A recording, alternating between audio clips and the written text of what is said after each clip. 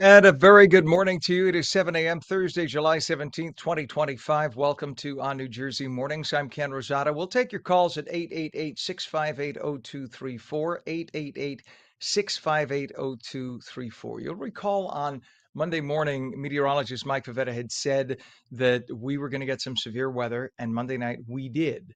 Then on Tuesday, he said that Tuesday was going to be okay, but Wednesday beware, we could get some severe weather.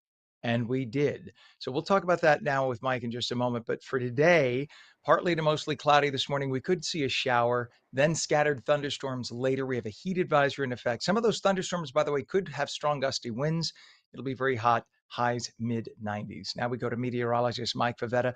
He has a first look at the Garden State forecast. Good morning, Mike. And you did say yesterday, once again, 24 hours ago, that we after all the rain we had on Monday, you said we Yeah. could get some heavy storms again last night, and sure as heck we had a fatal one in Jackson Township.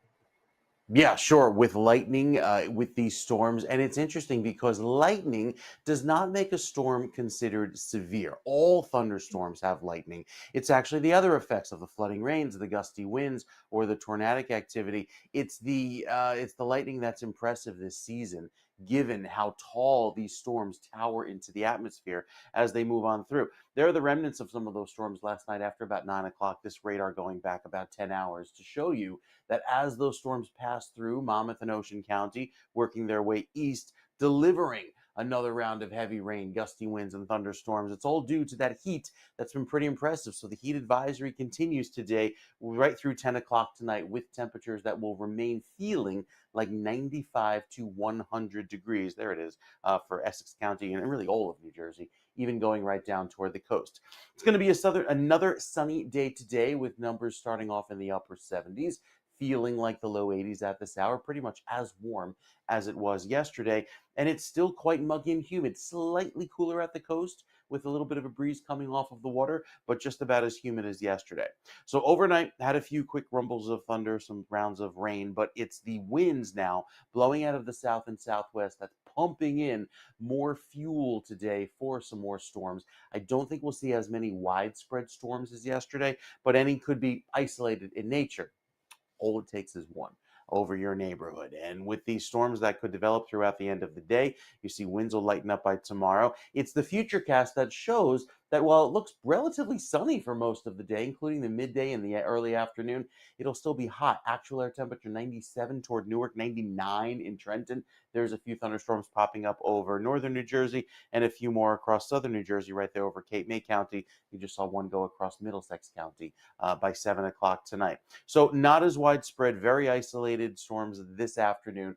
Plan on mostly sunshine into the end of the day. And then tomorrow evening, as the front pushes through, we'll see the weather cool down into the afternoon. Saturday may now have a few isolated scattered storms, typical of a summertime pattern that takes us into the end of the day. And that may lead to a little bit of late night rain Saturday going into early Sunday morning.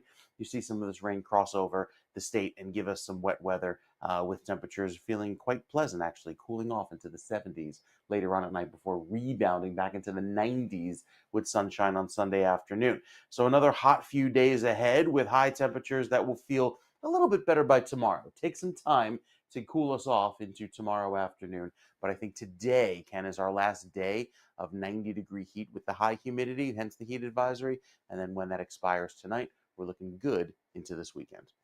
Yeah, is my hygrometer off because it says that it's 90% humid outside? Is that my neighborhood or is that actually possible at this hour?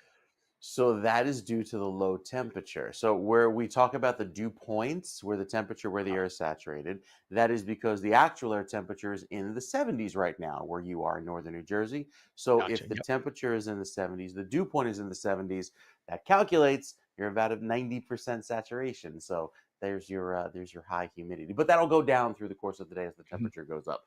Humidity is great. The percentage of humidity, excellent for an indoor temperature, which doesn't change very much, only by 2, 3, maybe 4 degrees during the course of a day. Outside, it kind of goes out of whack. That's why we look at dew point. Only you could explain it that perfectly, and you're right. It's 74 degrees where I am right now, and 90 now it says 91% humidity. So yeah, that all makes sense. Thank you for explaining that. I appreciate it. As always, learning something new every day. Meteorologist Mike Favetta, we appreciate you very much, sir. You'll never know how much. Have a wonderful one. We'll check back at 7:05 right now. We do have some traffic to talk about. A crash already on the Garden State Parkway. This is northbound, north of exit 145 by I-280 in East Orange. Look at that heavy traffic. So you're not too far from, uh, you're headed toward, I should say, like Newark Airport. You're about 4 or 5 miles away from the exit, but that right there would get you toward Newark Airport. So that's a real mess, and a lot of people take that road. As you can see, it connects a lot of the thoroughfares. So just beware, give yourselves extra travel time. We have a water main break to report. Route 182 southbound by East Avenue in Hackettstown with all lanes closed. Delays at the Holland Tunnel, which we don't usually get at this early hour. That is because just volume, it's saying. So it's already 25 minutes in at the Holland Tunnel. Lincoln Tunnel's 20 minutes. That's not as bad. And we take a look at the upper and lower level approaches to the GWB. Pretty heavy for this early hour. They're saying 25 to 30. I bet you it's a little about 35. But both upper and lower are about equal time to get in.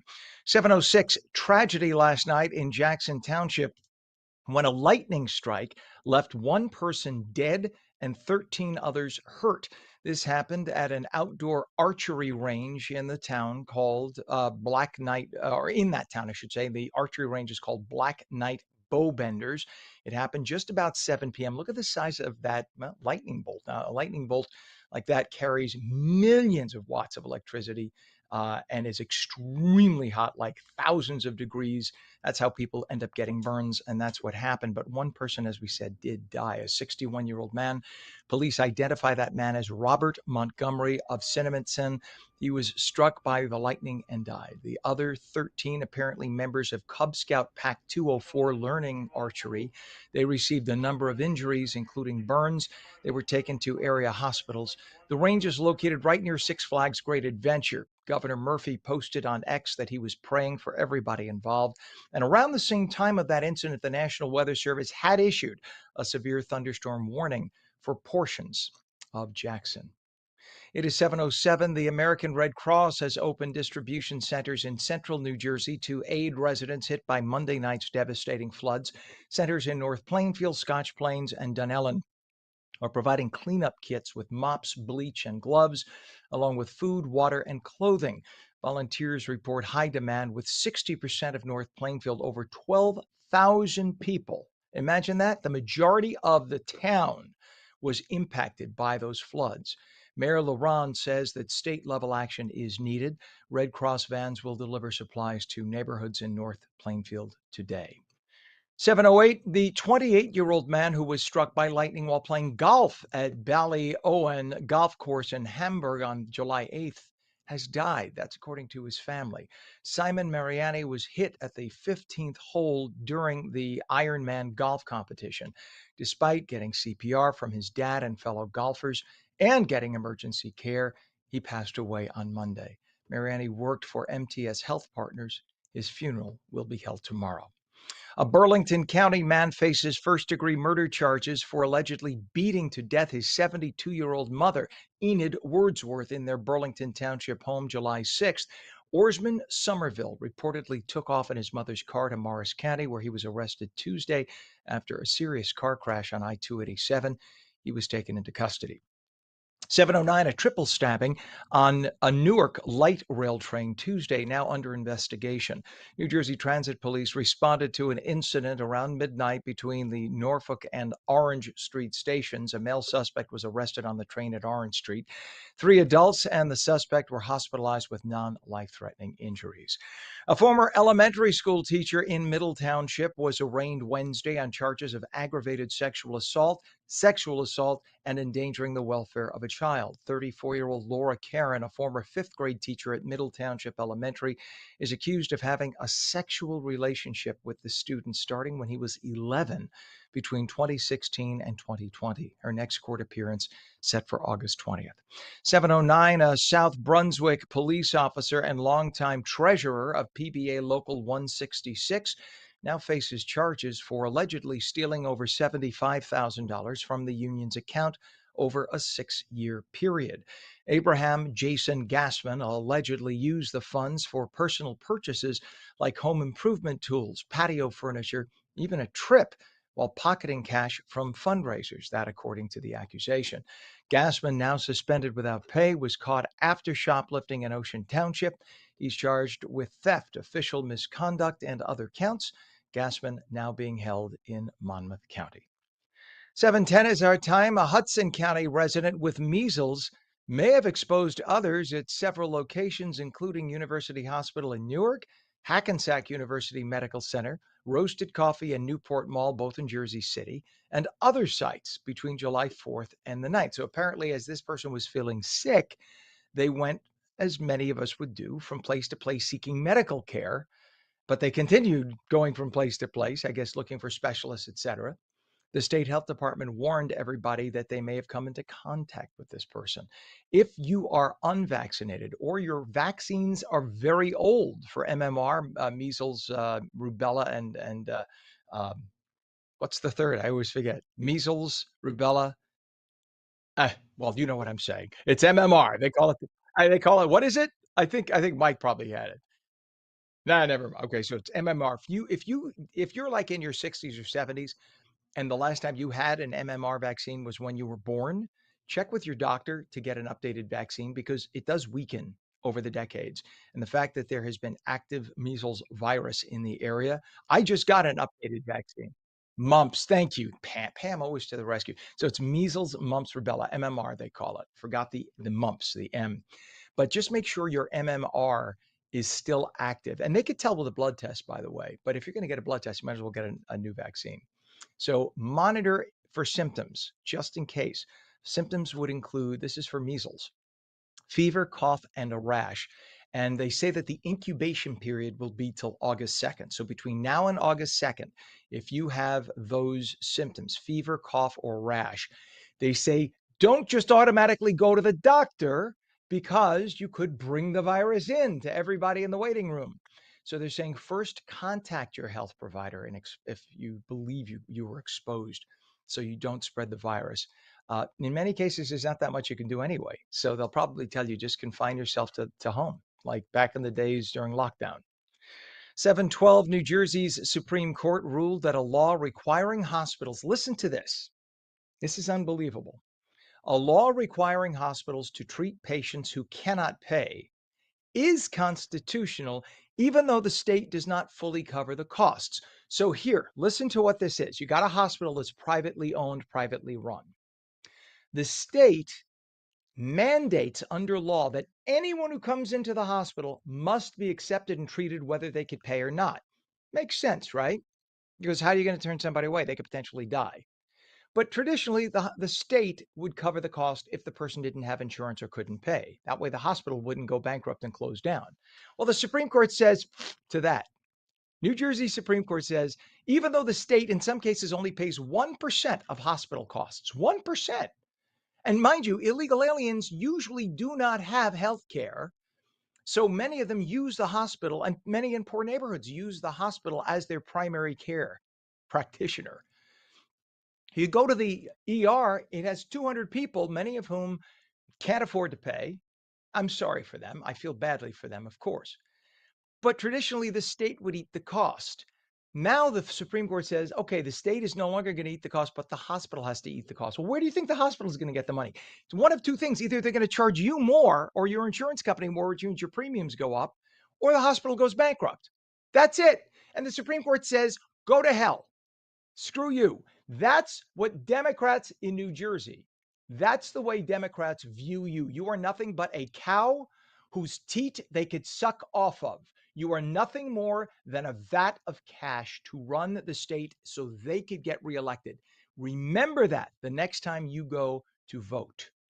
Do not vote Democrat, no matter how much he's a good guy. I know him. Hey, Joey's been a Democrat for 50 years. I know Joey since 1962. We went to high school together. You're an ass if you vote for Joey. Don't vote Democrat because that is what it consistently gets you. It's about screwing you and helping anybody else who could be a future vote. 7:14 right now, 76 degrees. When we come back, New Jersey Globe editor David Wildstein will have the latest on New Jersey's political scene with the inside edge. Partly to mostly cloudy this morning, maybe a shower early, then scattered thunderstorms later, some with strong gusty winds. Very hot. We have a heat advisory, highs in the mid 90s. Meteorologist Mike Favetta returns with the full Garden State forecast, and we'll take calls at 888 658 0234. 888 658 0234. You're watching on New Jersey Mornings. Don't go away.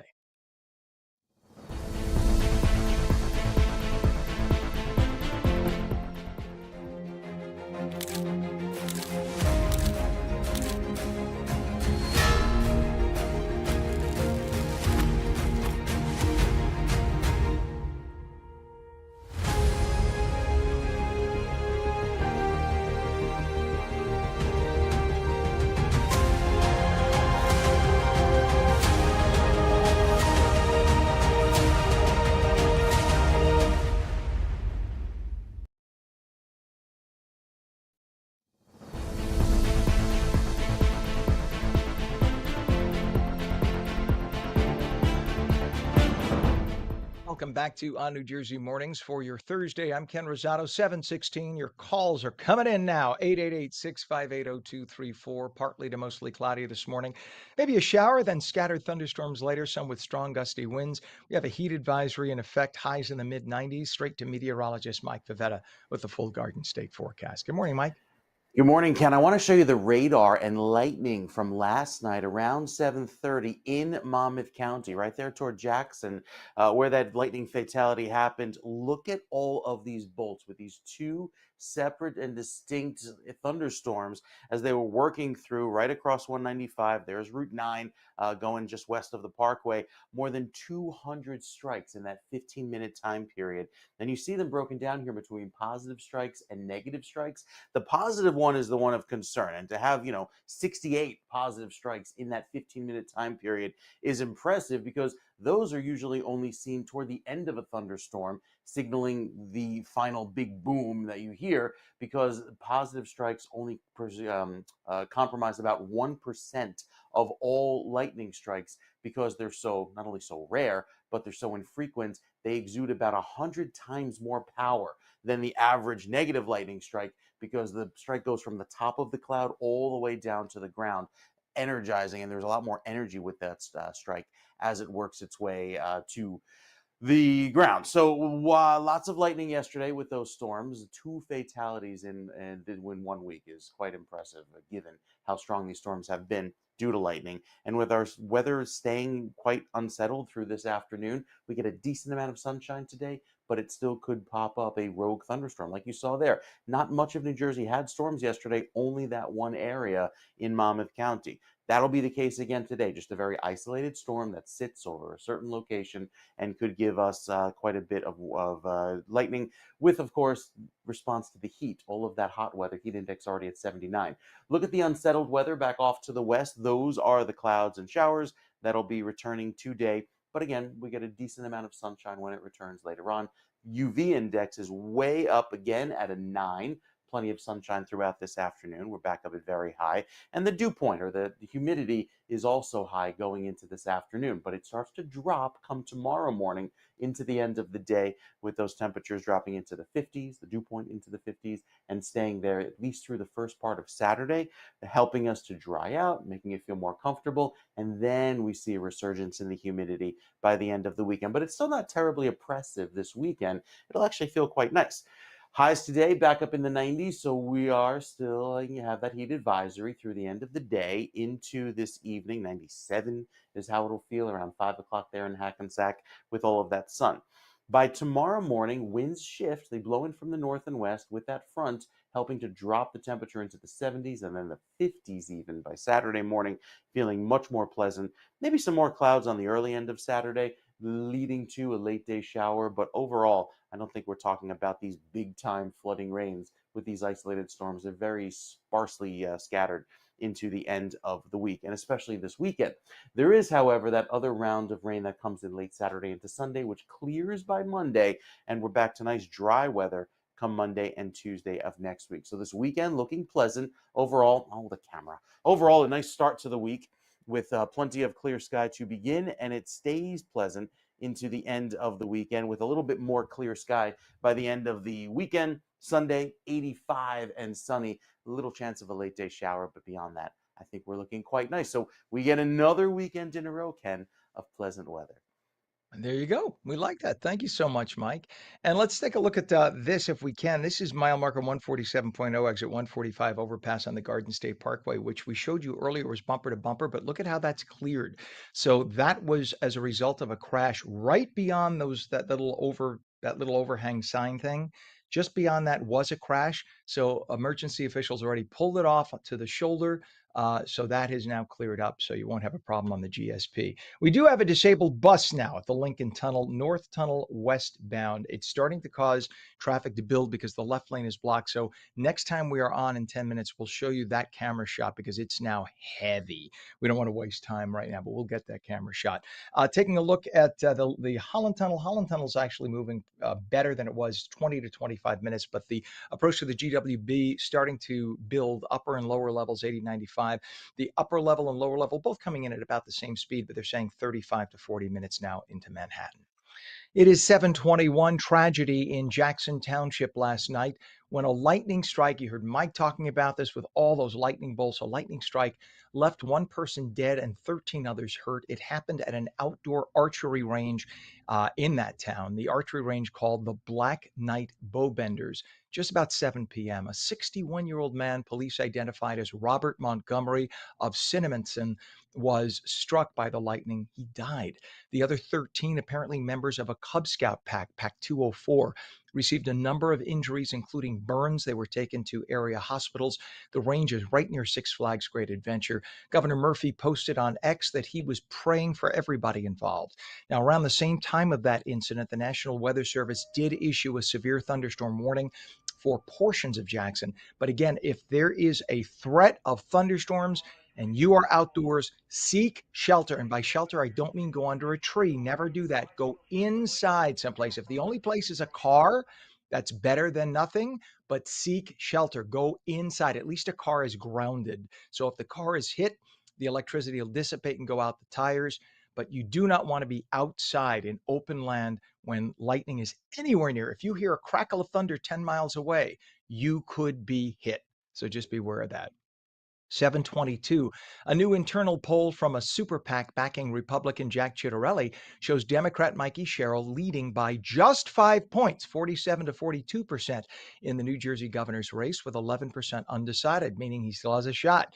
Conducted by Kellyanne Conway, you see her on Fox all the time, for Change New Jersey in June. The poll mirrors 2021 voter turnout demographics. But just remember, since 2021, New Jersey has hundreds of thousands more Republican registered individuals, and Democrats have gone down in registration. So that means it bodes well for Ciattarelli.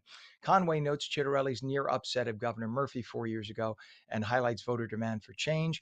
53% of people say New Jersey is on the wrong track. Despite Murphy's 47% favorability, 63% do want a new direction. The poll also shows 60% of voters prefer a governor who can work with the Trump administration. But a recent Rutgers-Eagleton poll has Sherrill ahead by 20 points, although that tends to be a very liberal poll. Republicans thus question its accuracy. New Jersey has joined 19 other states in another lawsuit against the Trump administration. Boy, does this sound old. Everyone keeps losing, by the way. So we're just wasting time and money, but it makes Democrats feel good. Challenging the decision to terminate a FEMA grant program for preparing communities for natural disasters. Now, the way that sounds, it sounds like, oh, the federal government wants the local people to die. That's the way the Democrats will sell us. No, what's happening is every year, the federal government has a built-in 5% hike in the budget. Even if inflation's only 2%, you get a 5% hike. So the federal government wants to cut that hike down to 2% or 3%. So you'll still get an increase in FEMA spending, but it's going to be with the cost of inflation as opposed to an exorbitant extra amount of money. So this was filed in Massachusetts federal court. The suit claims the move to end the Building Resilient Infrastructure and Communities program is illegal and threatens hundreds of projects nationwide. New Jersey's Attorney General Matt Platkin, a communist, as I like to say, that's just my opinion, that is not a fact, I guess, calls it callous, always callous, because as long as he's spending your money, he doesn't give a shit, especially after recent deadly flash floods in the region. All the money in the world, all the billions, would not have stopped people who stayed when they were told flash flooding would occur. It would not, you cannot, you could spend $1 trillion. And if you are told there's going to be 7 inches of rain that is going to raise the water by 2 feet, cutting a budget by 1% does not result in people's deaths. That is hyperbole by the ass Democrats in Trenton, like Mr. Platkin, who's full of crap. The plaintiffs argue the program, which has funded $4.5 billion in so-called resilience projects like flood walls and evacuation routes, or in the case of New Jersey, when they get federal money, they do nothing with it, is critical to saving lives and billions in damage. They're seeking an injunction to protect the funds. It is 7:25 now. Time for politics from Trenton, explained like nobody else can do it, much better than me. Here is New Jersey Globe editor David Wildstein with the Inside Edge. Good morning, everybody. Welcome to the Inside Edge. It's Thursday, July 17th. Harry Dudkin was a consummate political insider. In 1987, he was 78 years old, still working as an assistant Essex County prosecutor when he was murdered. Every day after work, Dudkin would go by a stationery store that his family owned in East Orange in order to count the money in the cash register.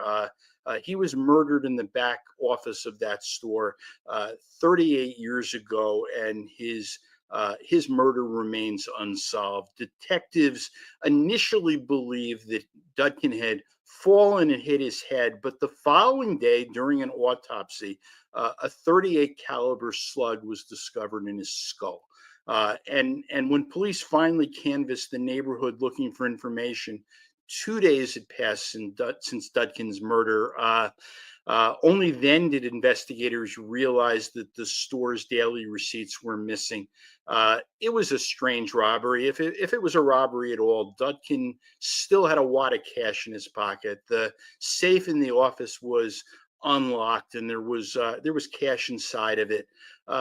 Harry Dudkin spent 25 years as the Newark South Ward Democratic Municipal Chair. He spent 17 years at the prosecutor's office. He had been a Newark Municipal Court judge. He was clerk of the New Jersey State Assembly in the 1950s and clerk of the Essex County Board of Freeholders in the 1960s.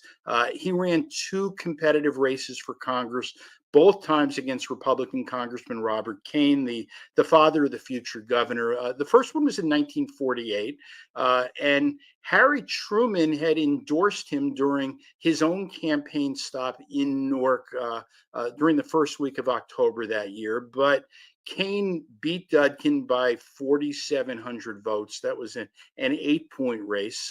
The two faced off in a rematch in 1950. This time, Kane won by 8,600 votes, also an 8-point race.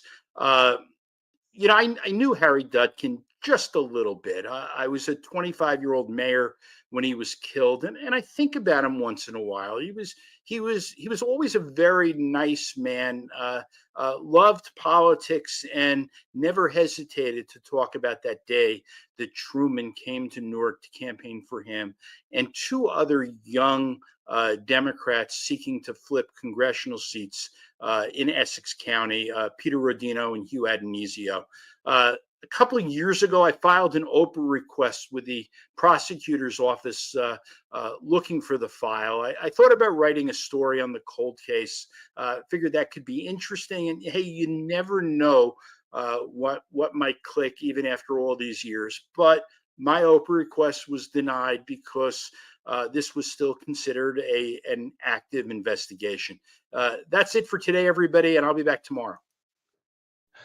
All right, sir. Thank you very much. It is 75 degrees now, 7:29. The phone lines are open. We will take your calls at 888-658-0234, 888-658-0234. Partly to mostly cloudy this morning.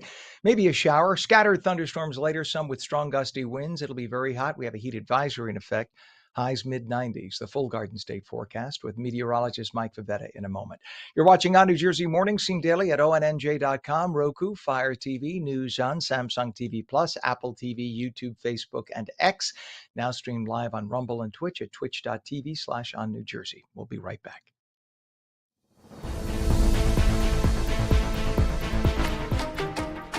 Hi, I'm Jeanette Hoffman, host of Energy Matters.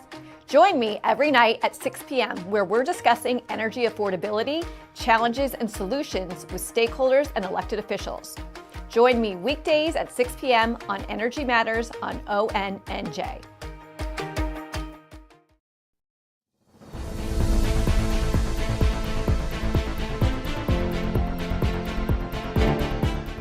A very good morning to 77 degrees now. It's 7:30 on Thursday, July 17th, 2025. I'm Ken Rosato. Welcome back to On New Jersey Mornings. Partly to mostly cloudy this morning.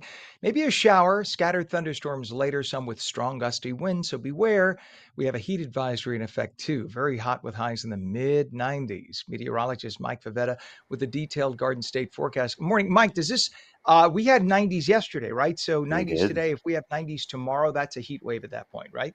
It is. I don't think we'll make it to that 90-degree mark tomorrow. We're going to come very close, though. It all depends on the timing of the cold front that drops the temperature quickly tomorrow afternoon, kind of giving us that refreshing feel to start our weekend, which will be nice. But today, another day, what will feel like triple-digit heat, especially as the sun gets going early this morning. So the visible satellite, as the sun is rising, you see the clouds here kind of illuminate with that sunrise. Very pretty this morning. With the clouds that are over New Jersey, there's some clearing working across the Delaware. So we'll tap into that heat very quickly, and it'll be a full day of sunshine with a lot of hot weather, helping temperatures even at the beaches. This is what's so rare about this. With the southwesterly breeze, not much of a sea breeze today. It will be 95 out on LBI there in Manahawk and Atlantic City. 94 for you, 94 in Avalon, Stone Harbor, and right down toward Wildwood and Cape May. And that is something that we're not used to at the beaches. Typically, you get that sea breeze that comes in 2, 3 o'clock. Not the case today. Further inland, yes, you're used to the heat well west of the Parkway, but it's all about the heat index today that by 4 o'clock will feel like 101 in Newark, 100 up in Hackensack, 100 over in Trenton, 101 in Camden, and 97 down in Medford. So a lot of heat and humidity today. Not so much tomorrow. We drop quickly. It'll feel like 83 degrees, almost 20 degrees cooler 24 hours later. So that'll be a nice drop in temperature, a drop in humidity, and that sets up a very pleasant feel for Saturday, back only in the 80s by the afternoon. I think Sunday is a little bit more hot and humid, with the temperature again feeling like we're back up in the 90s through the end of the weekend. So a little bit of relief on the way. Great day to head toward the beaches and enjoy some pleasant, wow, we've hit 100 degrees on 4 years going back from 1988, 97, 2012, and 1946, all there for that record. So quite a bit of hot weather to be expected on a day like today as we head in through the official dog days of summer when the star Sirius is high in the sky. I wanted to give you the today's tides because this afternoon your high tide at 114 over in Atlantic City, and with a little bit of upwelling, some of that water temperature has cooled off a bit. So to find the warmer water, head up north towards Sandy Hook. You have a water temperature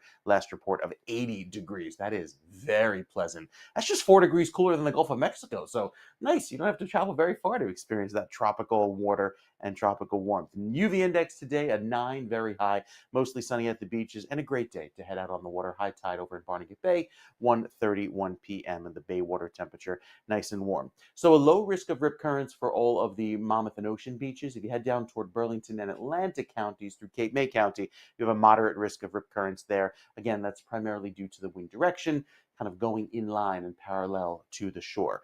As far as today, there is a small risk of severe weather. It's very isolated, and the primary threat of that is the wind that takes us into this evening. But again, you'll be hard-pressed to find a thunderstorm today. Most of the day, we're sunny and dry and warm, and it stays that way into this evening.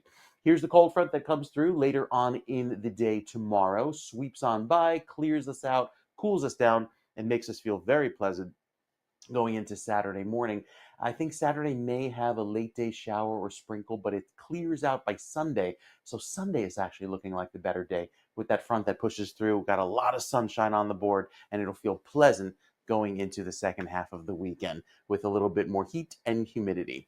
After today's heat, we're back in the upper 80s tomorrow, which is average. Saturday feels great with the low humidity, very pleasant. And Sunday, again, quick morning shower, but I think we're sunny by the afternoon. Monday, Tuesday, and Wednesday offers lots of heat. We're back in the mid 80s, approaching 90, but I don't think make it quite yet. So enjoy that. By the way, if we head down the shore tomorrow, the cold front doesn't sweep through until later on in the day, so you have the better chance of getting that heat wave, of reaching 90 degrees by the end of the day tomorrow down at the shore points. Dry and cool on Saturday, passing shower chance on Sunday, and then Monday, Tuesday, and Wednesday, very pleasant with lots of sun, a little bit more humidity working back in, wrapping up the month of July, well, hot. And I think it'll stay that way going into this week. But to have another weekend in a row, Ken, I think is making people very happy. Maybe even extend the weekend, because tomorrow is going to be so gorgeous for your Friday. Lots of clear weather, lots of sunshine around. It'll feel quite nice. There you go. And as a multiple certification meteorologist, it is the equivalent of a medical doctor. You could write a note excusing people. So if everybody just text Mike, or do what I would do, because I'm old, send him a fax. We'll put up the Oh, fax fax. number. Yes, let me connect Remember my fax faxes? machine to my non-existent copper phone line. I'll get right on that. Yeah, we pay $40 a Ah, month for a copper phone line that nobody uses anymore. do you still have it? You, I mean, I see the jack in the wall, but I don't think anything's been plugged in there for decades. There's probably spider webs in there. All right, Mike. Thank you very much, sir. Appreciate it. 7:36 right now. Hey, believe me, I have copper jacks in the house still. 7:36, 76 degrees. And in terms of traffic, we mentioned earlier there is a disabled bus at the Lincoln Tunnel North Tunnel westbound.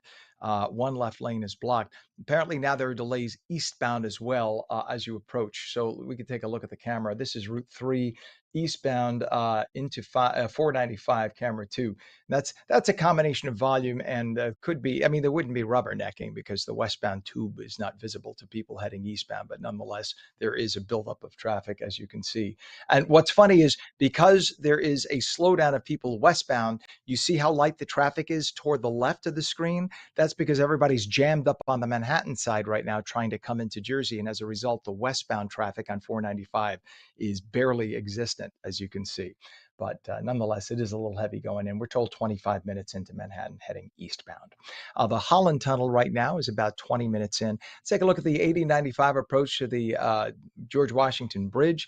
It's starting to build again. Earlier, it was about a 35-minute approach. The upper and lower levels of the GWB. Your better bet is the lower level on your left. Upper level, a little heavier. More trucks tend to take the upper level on the right at this hour especially, and that is why that is the case. So you got about 35 minutes heading into Manhattan. 7:37, tragedy in Jackson Township last night when a lightning strike left one person dead, 13 others hurt. It happened at an outdoor archery range in town. It is called the Black Knight Bowbenders. Just around 7 p.m., a 61-year-old man whom police identify as Robert Montgomery of Cinnaminson was struck by the lightning and died. The other 13 individuals, apparently members of Cub Scout Pack 204, received a number of injuries, including burns. They were all taken to area hospitals. Now, that range is located near Six Flags Great Adventure. It's not part of it, it's just in the vicinity. Governor Murphy posted on X that he was praying for everybody involved. And about the same time of the incident, the National Weather Service did issue a severe thunderstorm warning for portions of Jackson. So apparently, when that lightning struck, the rain had not come tumbling down yet. Remember, it doesn't, as Mike had said, it doesn't have to be raining to be hit by lightning. The storm could be 5 miles, 10 miles out. And you hear, sometimes you can't even hear the crackle of thunder, but if you hear a crackle of thunder, that means the storm is approaching usually. Seek shelter. Don't wait. Don't say, oh, it's not raining yet. We could get in 10 more holes. Don't try it. If you hear a crackle of thunder, seek shelter, because that could happen. Now, an individual lost his life. Not to say that he heard, we don't know that he heard a crackle of thunder or not, but if you ever hear a crackle of thunder and you are out, seek shelter. 7:39, the American Red Cross has opened distribution centers in central New Jersey to aid residents hit by Monday night's devastating floods. Centers in North Plainfield, Scotch Plains, and Dunellen are providing cleanup kits with mops, bleach, and gloves, along with food, water, and clothing. Volunteers say that high demand is in effect, with 60% of the town of North Plainfield, over 12,000 people impacted by those floods. Mayor LaRon says state-level action is needed. They can't do it all on their own. Red Cross vans will deliver supplies to neighborhoods in North Plainfield today. The 28-year-old man who was struck by lightning while he was playing golf at Ballyowen Golf Course in Hamburg on July 8th has died. That, according to his family. Simon Mariani was hit at the 15th hole during an Ironman golf competition. Despite receiving CPR from his father and fellow golfers and emergency care, Mr. Mariani passed away on Monday. Mariani worked for MTS Health Partners. His funeral will be held tomorrow. It is 7:40. A Burlington County man faces first-degree murder charges for allegedly beating to death his 72-year-old mother, Enid Wordsworth, in their Burlington Township home July 6th. Orsmond Somerville reportedly fled in his mother's car to Morris County, where he was arrested Tuesday after he got into a serious car crash on 287. He was taken into custody at that point. 7:40, a triple stabbing on a Newark light rail train Tuesday under investigation. New Jersey Transit Police responded to an incident around midnight between Norfolk and Orange Street stations. A male suspect was arrested on the train at Orange Street. 3 adults and the suspect had to be hospitalized with non-life-threatening injuries.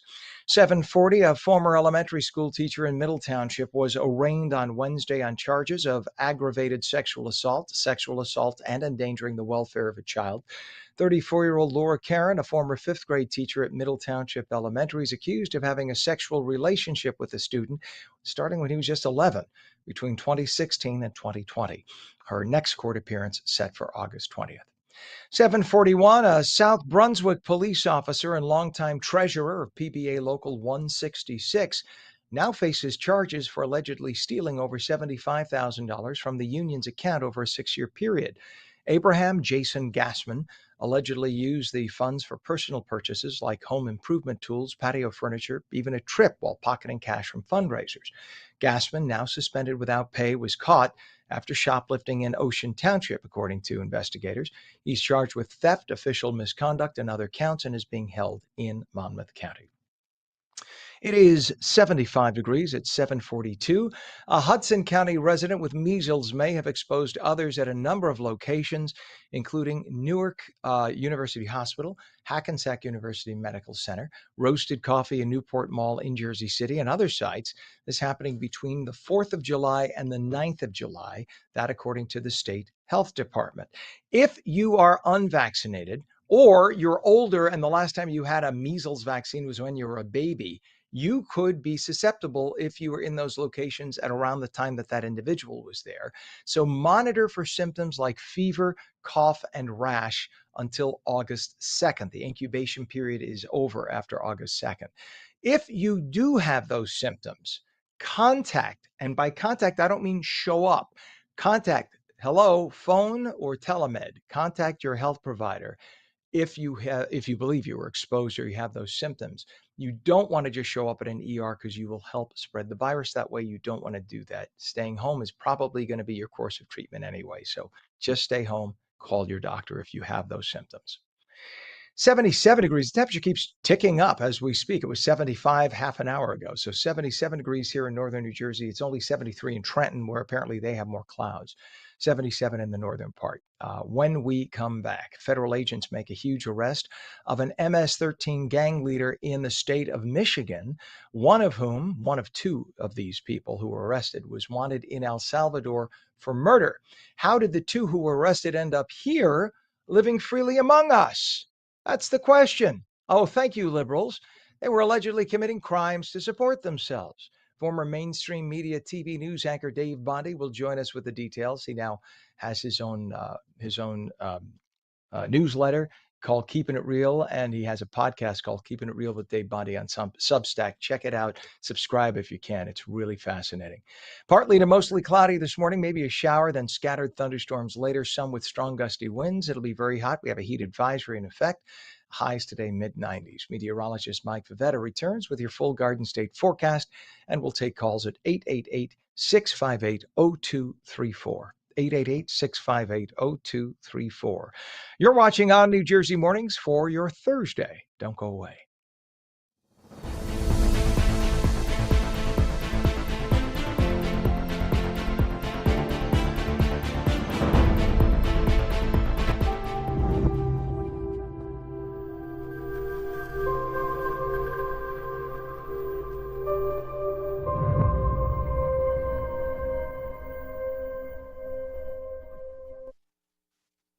Ham should have just let that reopen or rejoin, or we call it, just keep going. I feel so zen now. It's like we should be burning incense in here. In fact, heck, I have incense upstairs. Let's burn it. 744. Welcome back to ONNJ Mornings. I'm Ken Rosato. We'll take your calls at 888-658-0234, 888-658-0234. Partly to mostly cloudy this morning. Maybe a shower, then scattered thunderstorms later, some with strong gusty winds. Heat advisory in effect, highs mid-90s. Meteorologist Mike Favetta explains more with the full Garden State Yeah. forecast. Good morning, Mike. Good morning, Ken. I heard you talk about those lightning fatalities yesterday, or this week rather, one occurring last night over near Jackson. But the radar picking up lots of thunder and lightning at that time, right around 7:30 to 8 o'clock. And look at the number of strikes, almost 200 strikes, lightning strikes, that is, with some of them being the positive strikes. So what does that mean, the positive versus the negative strikes?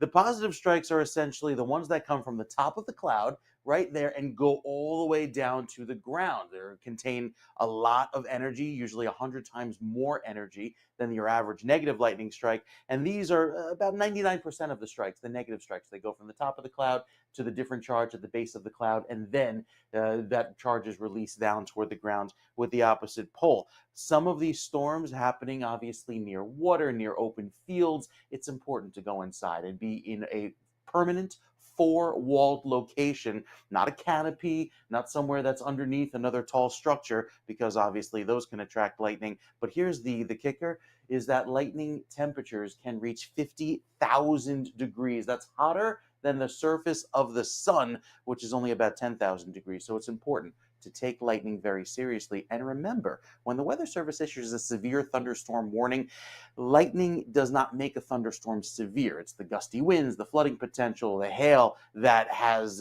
characteristics of a severe thunderstorm. All thunderstorms contain lightning. And there are some storms in the forecast for this afternoon. Very isolated, certainly not widespread like we saw earlier this week, but it's hot enough to promote a quick passing pop-up shower or storm, especially with highs reaching 94 over toward Hackensack and Jersey City, 91 back in Washington Township. Still keeping an eye down in the tropics where this system may not be a named storm.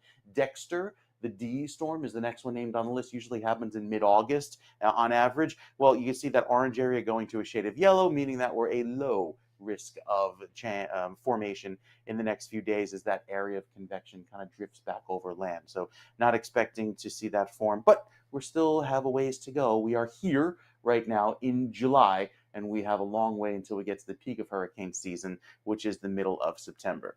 Plenty of warmth throughout the end of the month. This map taking us through July 31st. Lots of heat in the south and southwest. However, in New Jersey, we'll tap into a little bit of warm weather as well, and pretty much equal chances of rainfall from this point going forward to the end of the month. The 7-day forecast has a chance of rain later on today, but overall I think it'll be nice and sunny. Tomorrow, drier with cooler weather coming in from the north. By the end of the day, you'll feel that refreshing breeze on Saturday. 86 and low humidity as the high. By Sunday, there could be a quick passing shower, primarily early in the morning. It departs by the afternoon, so the day is not lost. Got a beautiful Sunday afternoon ahead. And then Monday, Tuesday, and Wednesday feeling quite nice with highs in the mid-80s. The shore points could be a little hotter tomorrow because that cold front doesn't quite make it down past the shore until later tomorrow night. So we'll probably make it to 90 for 3 in a row tomorrow. Saturday and Sunday will climb back into the mid-80s, a little bit cooler and drier for you. And then we've got beautiful weather, very summer-like, Ken, on the way for next week. Storm-free as it looks now. And we like that after quite a messy week here in New Jersey. There you go. Yes, it has been, but good that you've been on top of it, warning folks all along the way. Thank you, Mike. It is 76 degrees right now in northern New Jersey, 73 in Trenton, where there's a little more cloud cover, hence the lower temperature. Take a look at some of the traffic that we have. There is now a disabled vehicle on the New Jersey Turnpike Hudson County Extension outside exit for interchange 14A by the Bayonne Bridge in Jersey City. Take a look at that. So there is a center lane block where those two, see where the highway's divided? Just after that, the Pulaski Skyway there, the two meet again, and it's at that point that the center lane is blocked, causing that massive amount of traffic you see building up to that point. We also have a disabled tractor trailer now on the Commodore Barry Bridge westbound. That's on the New Jersey side. connecting Logan Township to Pennsylvania. So right between New Jersey and Pennsylvania, one right lane is closed. It's only a 2-lane bridge in either direction, so it's causing massive morning drive delays, as you can imagine. We have a crash on the Garden State Parkway, northbound, north of exit 145 by I-280 in East Orange. All lanes are open, but the vehicles have now been moved to the right shoulder, so just be aware of that as you pass. And we have a water main break, Route 182 southbound, East Avenue in Hackettstown, with all lanes closed. The approach to the Hudson River, right now we are told, is about a 25-minute crossover at the Holland Tunnel. Lincoln Tunnel, there is still a disabled bus in the center tube. It's on the westbound side, but apparently it's causing issues once you come out heading east into Manhattan and you see all the traffic of people trying to head west. That's causing rubbernecking that way. So now it's causing problems for people heading east. People are just amazing. They have to stop and look at the traffic. The GWB approach, 8095 upper and lower levels. Now you could see the lower level on the left, definitely your better approach. Upper level on the right is about 35 minutes in. And that is traffic. 7:50. U.S. Border Patrol agents made a significant arrest of 2 illegal aliens from El Salvador over the weekend. Yes, the federal government does call them illegal aliens. One of the men admitted to being a member of the deadly MS-13 gang and spent time decades, in fact, in a Salvadoran prison for murder. Yet he was allowed to calmly walk into our country during the Biden administration and live among us. And in the 4-year period of open borders, millions crossed. We don't know the criminality of all the people. Some may be perfectly fine, others not so much. How could this happen? Why did we have a murderer living among us, just living life? Joining us now is Dave Bondi, author of the Keeping It Real newsletter, host of the Keeping It Real with Dave Bondi podcast, both on Substack and other social media platforms. Dave's also a former TV news anchor like me in the so-called legacy media. He left because he, like me, was tired of all the baked-in media bias. Dave, good morning. Thanks for coming on, buddy. It's a story We don't that... have... There's your audio. I'm sorry. We Hello? didn't have audio. Now we got it. That's us. We got you. You got me. Okay, cool. Yep. Good morning, by the way. Yeah, this is a story that has not gotten any attention really here in Michigan, and a suspected member of Tren de Aragua arrested in Traverse City, Michigan. And for those of you who may or may not know Traverse City, it's a resort town. It's a town where everyone vacations to in Michigan. It's very upscale, very nice. And I just looked, I Googled it just now, and this story has really not been covered at all in the Michigan and Detroit media. And this is a bad dude. This is someone who is among the worst of the worst and arrested in Traverse City. And that's something that you don't think of, but it upsets me again because the media is not covering it, but the media is covering everything else about how the Trump administration crackdown is just wrong and they shouldn't be doing this. But then you get a story like this that is not mentioned, or if it is mentioned, it's the 30-second reader in the A block, which is near the end of the beginning of the newscast. It's just upsetting because it's happening every day. And in a very upscale community like Traverse City, Michigan, it's just shocking. It shouldn't be shocking. It's happening every day.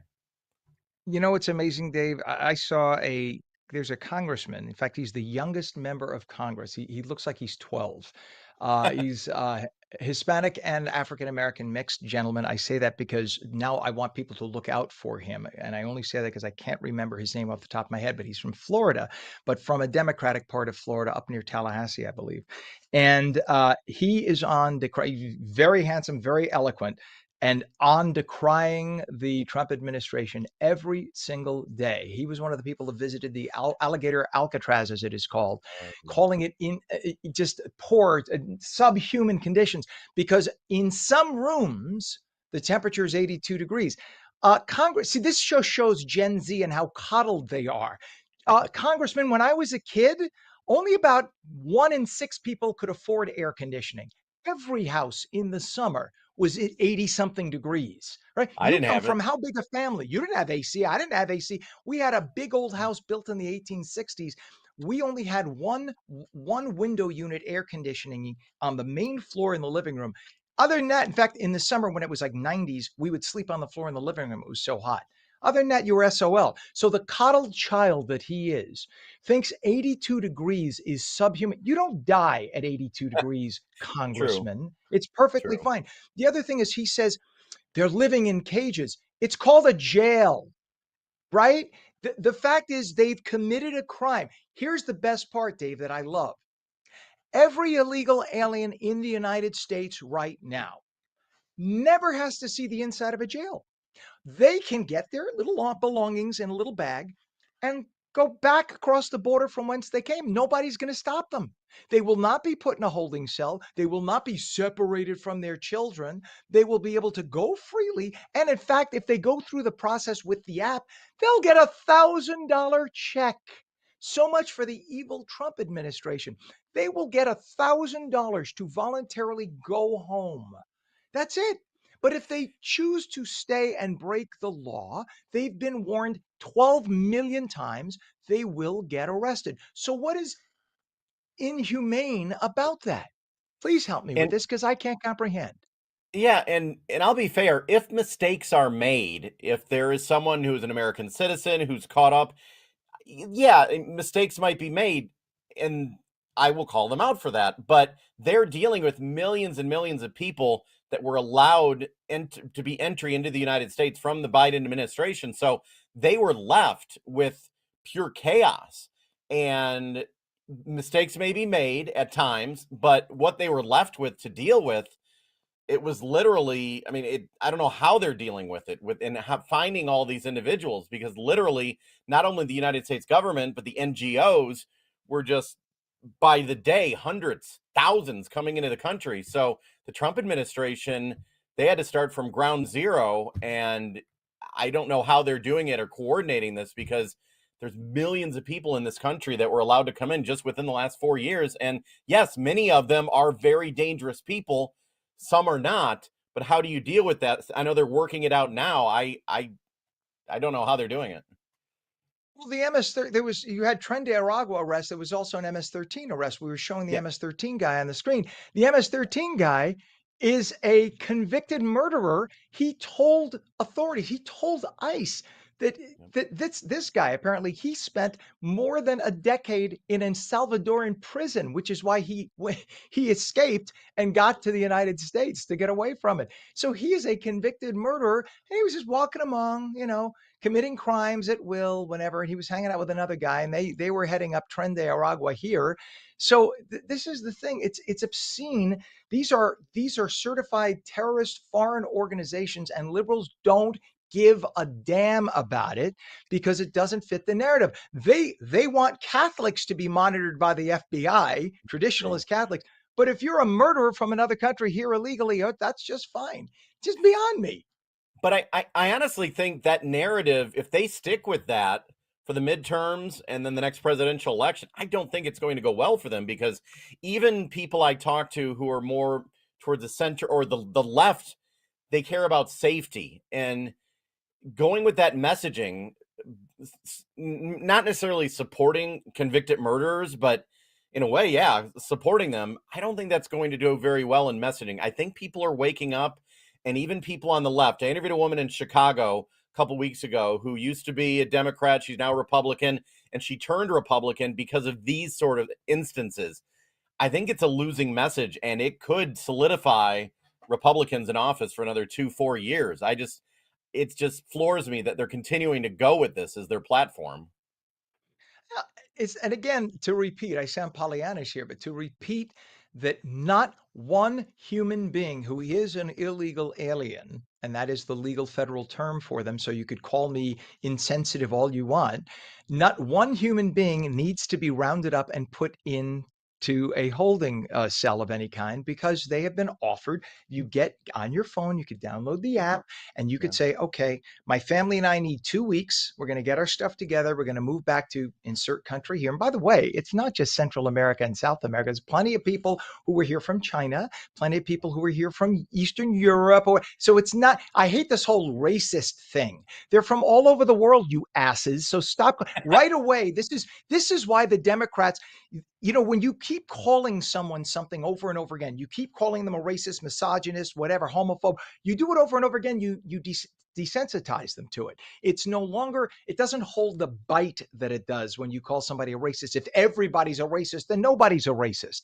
Yep. And so nobody has to be rounded up. Nobody has to be put in a cell. All they got to do, get on your phone and say, hey, federal government, I'm going home. Give me 2 weeks. I'll get my family. They'll let you. That you tell them when you're leaving. You have to check in at the port of entry at that point and say, okay, bye-bye.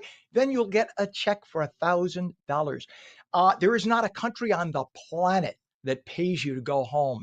If you're an illegal, Mexico will put you in jail. Okay? We don't. What is that about? It's just crazy that people are nuts. I can't walk into Canada right now and just walk into there, and I'd be in big trouble. Yeah, and you're near Canada. For people who don't realize, you're in Michigan. You're not that far. Yeah. It's just, yeah, any other country on the planet. Try to become a citizen of any other country. France will take you 2 decades if you are lucky, unless you are in one of these special privileged countries. They have a number of Muslim countries because they wanted to increase the population of France because people were not getting married and having kids. And this all stems back. I have a whole theory on this. I should join your think tank. Because think about it, Dave, as religion fell in this country, as people stopped being religious, they stopped marrying, the mass media helped promote a homosexual lifestyle. And again, I speak as a gay man, but the mainstream media started promoting that as a big, embraceable, wonderful way to live. So now it was okay to shack up if you were straight, and if you were gay, that was a very good lifestyle to lead. So our birth rate dropped like a stone. But how do you support the pyramid scheme that is the Social Security system if you don't have more people coming in to make the money and pay into it, right? So let's open the floodgates to illegal aliens. And this is what ended up happening. This is what, if you look in Northern Europe, the Scandinavian countries, Germany, France, there is even Italy right now, Spain, there are attacks going on between Muslims. Remember, this has been going on for over 1,000 years in Spain, between Muslims and Christians. And it's getting to the point, there was a guy in Spain, a Catholic, who just got beaten up by a group of Muslims. And then the Catholics stupidly started going after Muslim communities and trying to beat up Muslims, which is never the smart thing to do. Just stop it. When there's a fight, one guy got beat up, leave it alone. No, they decided to make it a Christian Muslim thing. And now the Muslims are attacking the Catholics again. This is not good. And like you said, it's not going to end well, but we'll see what happens if anybody learns from all this. Yeah, and it's not going to end well. And the media is just continuing to push that narrative. And what you just said about self-deporting, you're not hearing that whatsoever, but it's absolutely true. Yeah. And it's, imagine you get $1,000, because I keep hearing people say, well, how are they supposed to afford to leave? Yeah. Borrow a couple of, how did they get here? How did you get here to begin with? Borrow a few dollars from a friend or family member, go back to your country. Once you have proof that you're back in your country, you will get a check for $1,000 from the US government. You could reimburse everybody with that $1,000. And at that point, you could legally apply to be a citizen of the United States. And at that point, I will meet you at the gate. I will help find you a job. I will, if you need to stay at my place a couple of days till you're on your feet, I welcome you, because I welcome immigrants, but I welcome them legally. Because Absolutely. that is what America's made of, legal migration. We accept 1 to 2 million legal migrants every year. So it's not that we have a broken immigration system. We don't. It works. You just have to follow it. Dave Bondi, author of the Keeping It Real newsletter, host of the Keeping It Real with Dave Bondi podcast, both on Substack and other social media platforms. I love to read your stuff and listen to you and get your breaking alerts too. Thank you for joining us, Dave. You're a good friend. I appreciate you. Thank you, sir. You got it. Have a good one. And when we come back, the Hoboken Public Library is redefining what it means to borrow. Wait till you hear what, other than books, you can take home for a while. Also, we'll take your calls at 888-658-0234. Partly to mostly cloudy this morning. Could be a shower, then scattered thunderstorms later, some with strong gusty winds. Very hot with highs in the mid-90s. Full Garden State forecast in a moment. You're watching ONNJ Mornings, back in 30.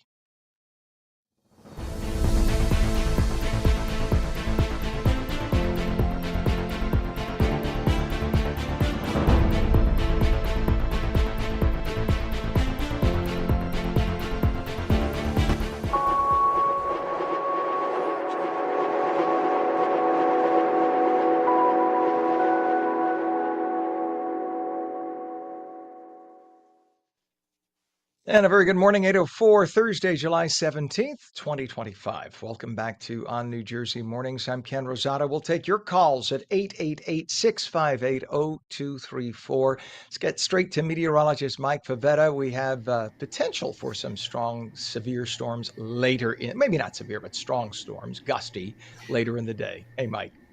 Hey, Ken. Yeah, they'll be very isolated. So, if you find yourself nearby one of these big developing storm clouds, could turn into a possible severe storm, but the likelihood is low given that today's storms will be very widespread and very isolated. So it's going to be hard to pinpoint who sees the storm. It's not like it's a big front that comes through that encompasses most of New Jersey.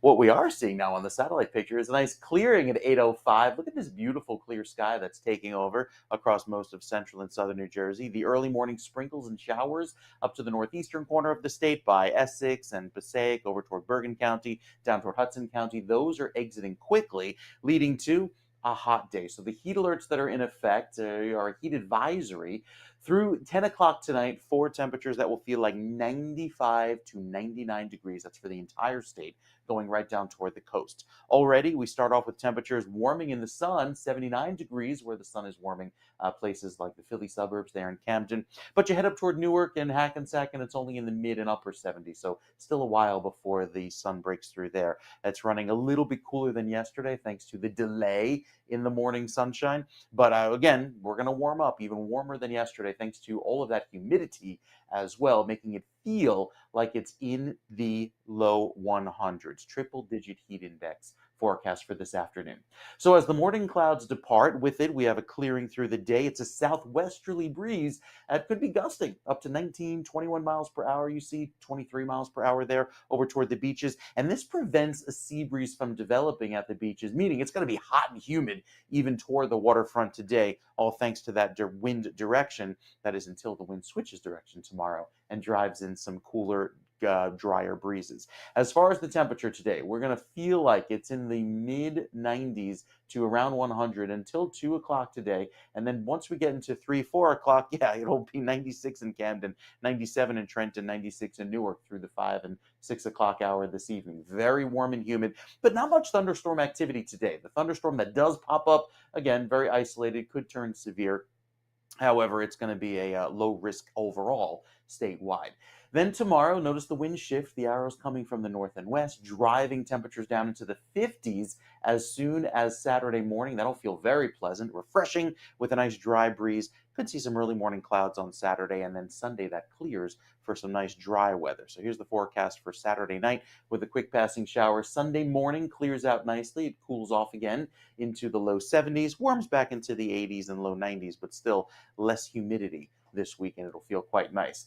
Refreshing tomorrow with a high of only 86, 86 as well on Saturday, with that dry weather sticking around for about 2 days before Sunday could bring back some warmer weather and a little more humidity. We've got more details on the weekend forecast, let you know hour by hour how it looks, and next week's 7-day weather, Ken, that's coming up in just a few minutes. Looking forward to it, Mike. Thank you, sir. It's 78 degrees now in northern New Jersey, 74 in Trenton. We take a look at the traffic right now. This is Cherry Hill, New Jersey. There is an accident. You can see that's off to the shoulder, closing the shoulder on the upper right there. You see that? That is on I-295 at Route 70 in Cherry Hill. Just causing a little brake check as you're passing by. Not a big deal, but just making you aware of that. We have a crash on the New Jersey Turnpike, Hudson County Extension. This we did show you a few minutes ago, and that is very heavy. This is outside interchange 14A, Route 440 by the Bayonne Bridge, Jersey City, with the center lane blocked, and that's causing a lot of delays. Disabled tractor trailer, if you're making your way over from New Jersey into Pennsylvania, Commodore Barry Bridge, one right lane is closed, and there are big delays there. We have a crash on the Garden State Parkway northbound, north of exit 145 in East Orange. All lanes are open, but vehicles move to the right shoulder, and that's causing a lot of volume delays as people rubberneck making their way through that. that. There's also a water main break, Route 182 southbound at East Avenue in Hackettstown. All lanes are closed through there. The Hudson River crossings now, it's 25 minutes at the Holland, 20 minutes at the Lincoln, and if you actually 25 also at the Lincoln, we're now told. This is the approach 8095 to the GWB is wide open. So we're told it's down to 15 to 20 minutes either way, upper or lower level. So have at it. That's the best way in. 8:09 is our time. And if you think libraries, or as the kids in my class when I was little used to say libraries, don't do that. If you think libraries are just for books, think again. This summer, the Hoboken Public Library is redefining what it means to borrow with their brand new summer library of things, from telescopes to snorkel kits to tabletop grills and beach chairs. You can borrow it all at Hoboken Public Library. They're making it easier than ever for city residents to explore, relax, and make the most of the season without having to buy a thing. Joining us now is Philip Mendez, IT and Makerspace Manager, to tell us what's available and how it all works. Good morning to you. Good to have you on. Good morning, Ken. How are you? Please, I'm great. I love how you are reinventing a library. You make it the place to go, and that's what it should be. Just because at one point it was just about books, because that's what civilization had. You now make this expanded into everything to make that an epicenter for everyone to come to. Brilliant. So tell us about the summer library of things and how did the idea come about? Yeah, so we have a library of things. Library of things is a collection of like non-traditional library materials that could be borrowed, tools, games, musical instruments, you name it. Anything, the public will make recommendations to us. But really, we're focusing on now the summer refresh of items of summer stuff. So we have stuff if you couldn't make it to the beach, or if you're driving in a car, we have hotspots. So your kid is on their iPad. It's a little bit of a long trip down to get to the shore, and they don't have their internet. So now you can, check out something. You have a little bit of internet in the car. Yeah, we have so many things going on, and it's really exciting with this, a lot of new stuff. When we say we serve the community, the summer can be tough in the urban areas. So we kind of created this area. We're highlighting things to kind of beat the heat. And, we encourage everybody to come in and check it out. That's brilliant. And of course, Hoboken is only that 1 square mile of dense population. So a lot of people live in tiny apartments like they do in Manhattan. They don't have tons of space to store stuff. And I know I'm one of those curious people who, like, I'll see a video on YouTube of somebody snorkeling and I'll want to go out and get some snorkeling stuff and try it out. But then I get bored of it and I'm like, you have things like snorkel kits and ice cream makers for curious nuts like me, I probably have ADHD, who love to try stuff, and maybe you like it, maybe you don't. If you like it, you go out and buy the thing. And if you don't like it, you return it to the library. So you don't expect to borrow stuff like this. So how did you choose? Because there are so many things. How did you choose what to include for people to borrow? Oh yeah, so like we take recommendations from a public, from people coming in. We kind of, like we're focusing a little bit on summer stuff now, but we have things like telescopes. So things maybe you can't store, like you're in an apartment, you're like, maybe I don't have the space for this, but come in, check it out. I mean, we have these power washers. People have been like cleaning their backyards with the power washers, been very popular. We have this, believe it or not, we have like this knife sharpener. And so we'll have a class of, how to take care of your utensils and stuff. And then a follow-up from that would be like, oh, check out, we have it in the library of things. You don't have to necessarily buy an expensive piece of equipment. You could come in and check it out, and you just take it, and everything is free, and it's really cool.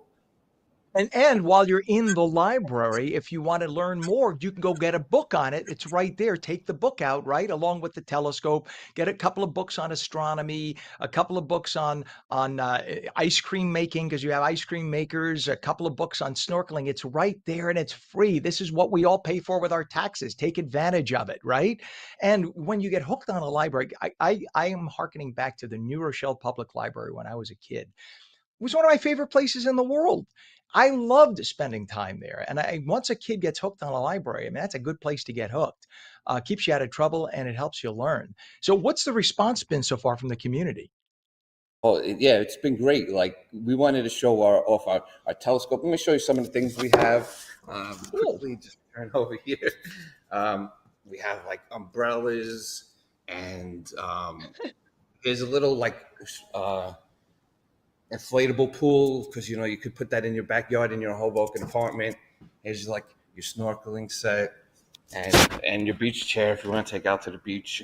So yeah, That's it's a crazy. little bit of everything. That's cool. Who would have thunk you could get an inflatable pool at your library? I mean, that's smart. That's so smart. What does somebody need to do to check out one of the items? And do you have to be a Hoboken resident, or could you just be a resident of the county? Well, right now it's just open to the Hoboken residents, but we're looking to for more for the county. But there's a lot of areas too besides the Hoboken Library, like the Ramsey Public Library. We're like kind of like starting this out with this library of things. So I mean, if you're a Hoboken resident, come check out Hoboken, but check out your local library too. I'm guarantee you they probably, if they don't have a library of things, they're thinking about getting one as well. I love it. Hey, where could people learn more, browse the items, or sign up for a library card? You have a web address? Yes, just go to HobokenLibrary.org. Check it out there. Like I said, we take requests for anything. Requests at HobokenLibrary.org. Feel free to send us an email of something maybe you're interested in. We had a patron say, "Oh, my kids' shoe sizes are always changing. Do you have those like Braddock devices? So like I don't have to stop at the shoe store all the time. I could come in and check it out, and then." Take advantage of just ordering Amazon. Like if this was Amazon Prime Week, I don't have to like run into the store all the time. I could just, stop in the library, not pay anything, and then take advantage of that, and then go ahead and get what you need. It's a whole new reinvention of what a library is, and it is supposed to be the public square, and it is supposed to serve the public. And you guys absolutely do it the right way. The Hoboken Public Library, Philip Mendez, IT and Makerspace Manager. I can't thank you enough for joining us. That is awesome. All the best. And come back and let us know how it's all working out. Will do, Ken. Thank you. All right. You bet. Happy summer. And when we come back, Monday night storms hit New Jersey hard. Of course, we will speak with an emergency management expert who has advice on how we can be better prepared in the future.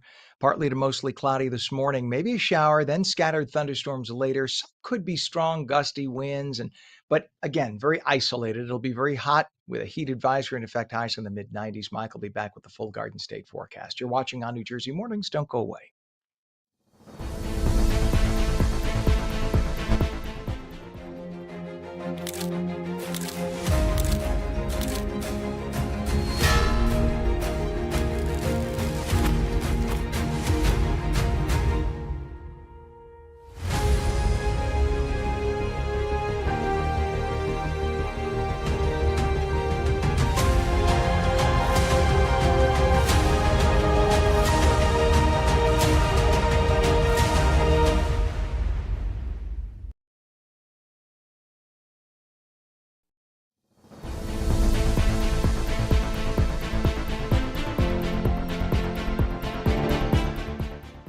Very good morning. Welcome back to On New Jersey Mornings. I'm Ken Rosato at 8:17, taking calls at 888-658-0234. Partly to mostly cloudy this morning. Could be a shower, scattered thunderstorms later, some with strong gusty winds, but very isolated. It'll be very hot with a heat advisory in effect, highs mid-90s. Meteorologist Mike Favetta, explain it all for us. Good morning, sir. Mm-hmm. Ken, I have a question for you. Have you heard of the lightning safety tip that you have to, if you're in and out in an open field and there's no place to go, that you have to crouch down and put your head lower than your shoulders and that sort of thing? Have you heard that over the years in your, journalism experience? Yeah, I was actually told to get flat. In Florida, they used to say, unless Mhm. it's pouring on you, get flat face down on the ground. And that's Yeah. what we were told, to just the idea is to get as low as humanly possible, right? So that advice changed about 15 years ago. But get this, the AI that I have generate the text for the morning social posts on Instagram and Facebook actually put that old information in saying you have to get down, crouch down. No, that was canceled Really? about 15 years ago. The new advice from the experts and the lightning experts is to, no matter what, get indoors, get away from the Mhm. lightning, get away from the tall locations. And it's important to take shelter in a permanent location. Basically, they're saying run as fast as possible to the Yeah. permanent indoor location because it So is I not was in safe at all.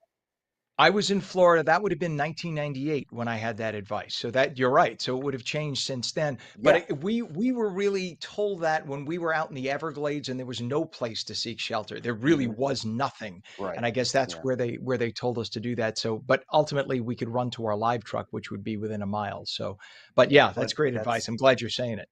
It's yeah, I mean, science evolves, new information comes in, and this is one that it's important to kind of get the word out there that this advice has changed over at least the last decade or so of to take shelter immediately. And that's important, especially in another day today where we could have some isolated thunderstorms that come through central New Jersey later on this afternoon. 95 in Point Pleasant today, hot at the beaches with that southwesterly breeze, keeping it feeling warm throughout the day. It's rare to have it hotter at the beaches than inland. That's an anomaly. And it's all due to that southwesterly wind pushing in a lot of heat and humidity. Already, the heat index feeling like 84 in Ship Bottom, hotter on LBI, feels hotter on LBI than in Newark, feels hotter in Cape May than in Camden. So those are some unusual temperatures just due to that driving force of the wind pushing in some very hot and humid air today. We have another round of storms that are headed in through this afternoon. Right now, we'll deal with the clear sky, though. That'll take over across New Jersey through the end of the day. There are some of those overnight showers that came through central and southern New Jersey, but the sunshine on its way into the Garden State, making it feel quite pleasant throughout this afternoon, and then turning quite hot with that UV index of a 9. So the humidity quite high through the end of the day today, but dropping. You see that shade of yellow come in and those temperatures that fall into the 50s, the dew points, 48 degrees in Hackensack. That'll be a refreshing breeze. It'll be a lovely evening tomorrow across most of the state before the humidity surges back in by Sunday and makes it feel quite warm and humid yet again. So the reason for the heat today, the sunshine and the wind direction, pushing in a lot of that southwesterly breeze, aiding in the quick warm up. There is an isolated storm in northern New Jersey. There's another one over toward Burlington County, and then another isolated pop-up storm happening toward Middlesex County. So not very widespread today, extremely isolated, but yesterday's forecast was for isolated thunderstorms, and you saw what happened with that lightning threat. Throughout the day on Friday, we have a northwesterly breeze pushing in drier weather, and that'll feel pleasant with a lower humidity, and taking us into Saturday, could have another round of early morning clouds and showers, but I think they clear out quickly, leading to a drier day on Sunday. Even the rainfall total is not impressive with this next round of very isolated showers.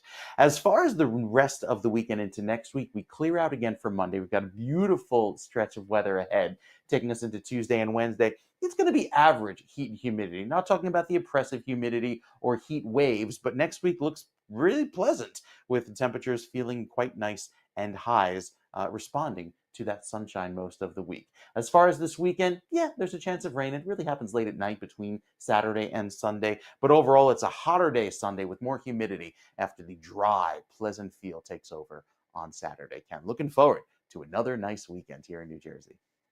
And I have sad news to report about a New Jersey resident, who I'm sure you know, being at least part Italian, Connie Mm-hmm. Francis. Connie Francis Oh, just died this morning. And she lived in Belleville. In fact, I met her several times. They dedicated about 15 years ago, they dedicated the street where she grew up. They dedicated that street. It's now Connie Francis Way in Belleville.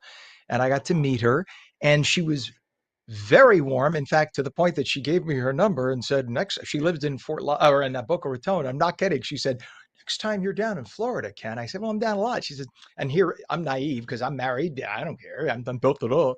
She's like, why don't you come by and have dinner with, I'm not kidding. She was like 80 years old. And I'm like, oh my goodness. oh, I think this is going in the wrong direction. I play on the wrong team, Connie.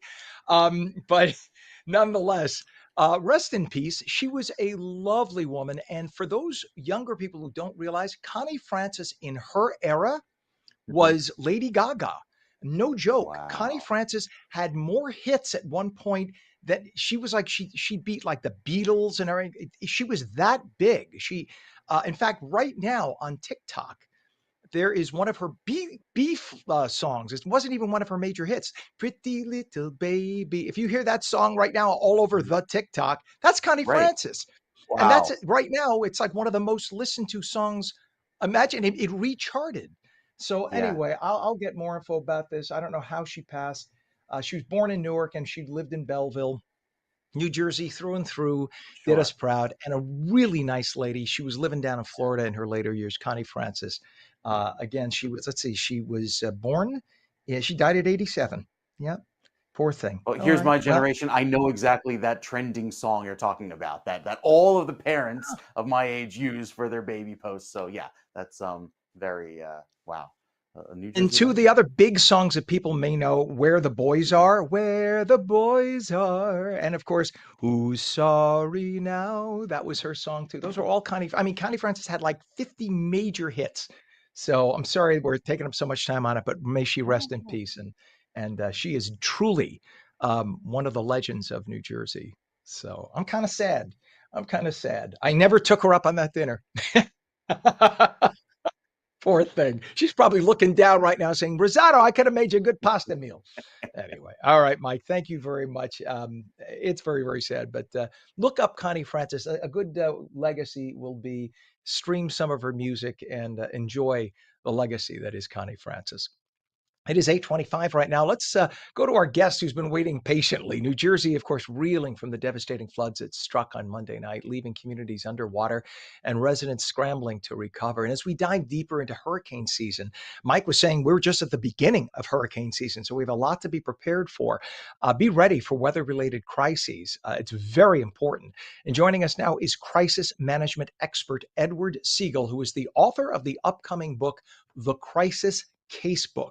Edward, thank you for being patient for us as we talked about. We just found out about Connie Francis. I'm sure you know who she is, and very sad that New Jersey lost her. But good to have you on, especially right now with what just happened in New Jersey. It caught many people off guard.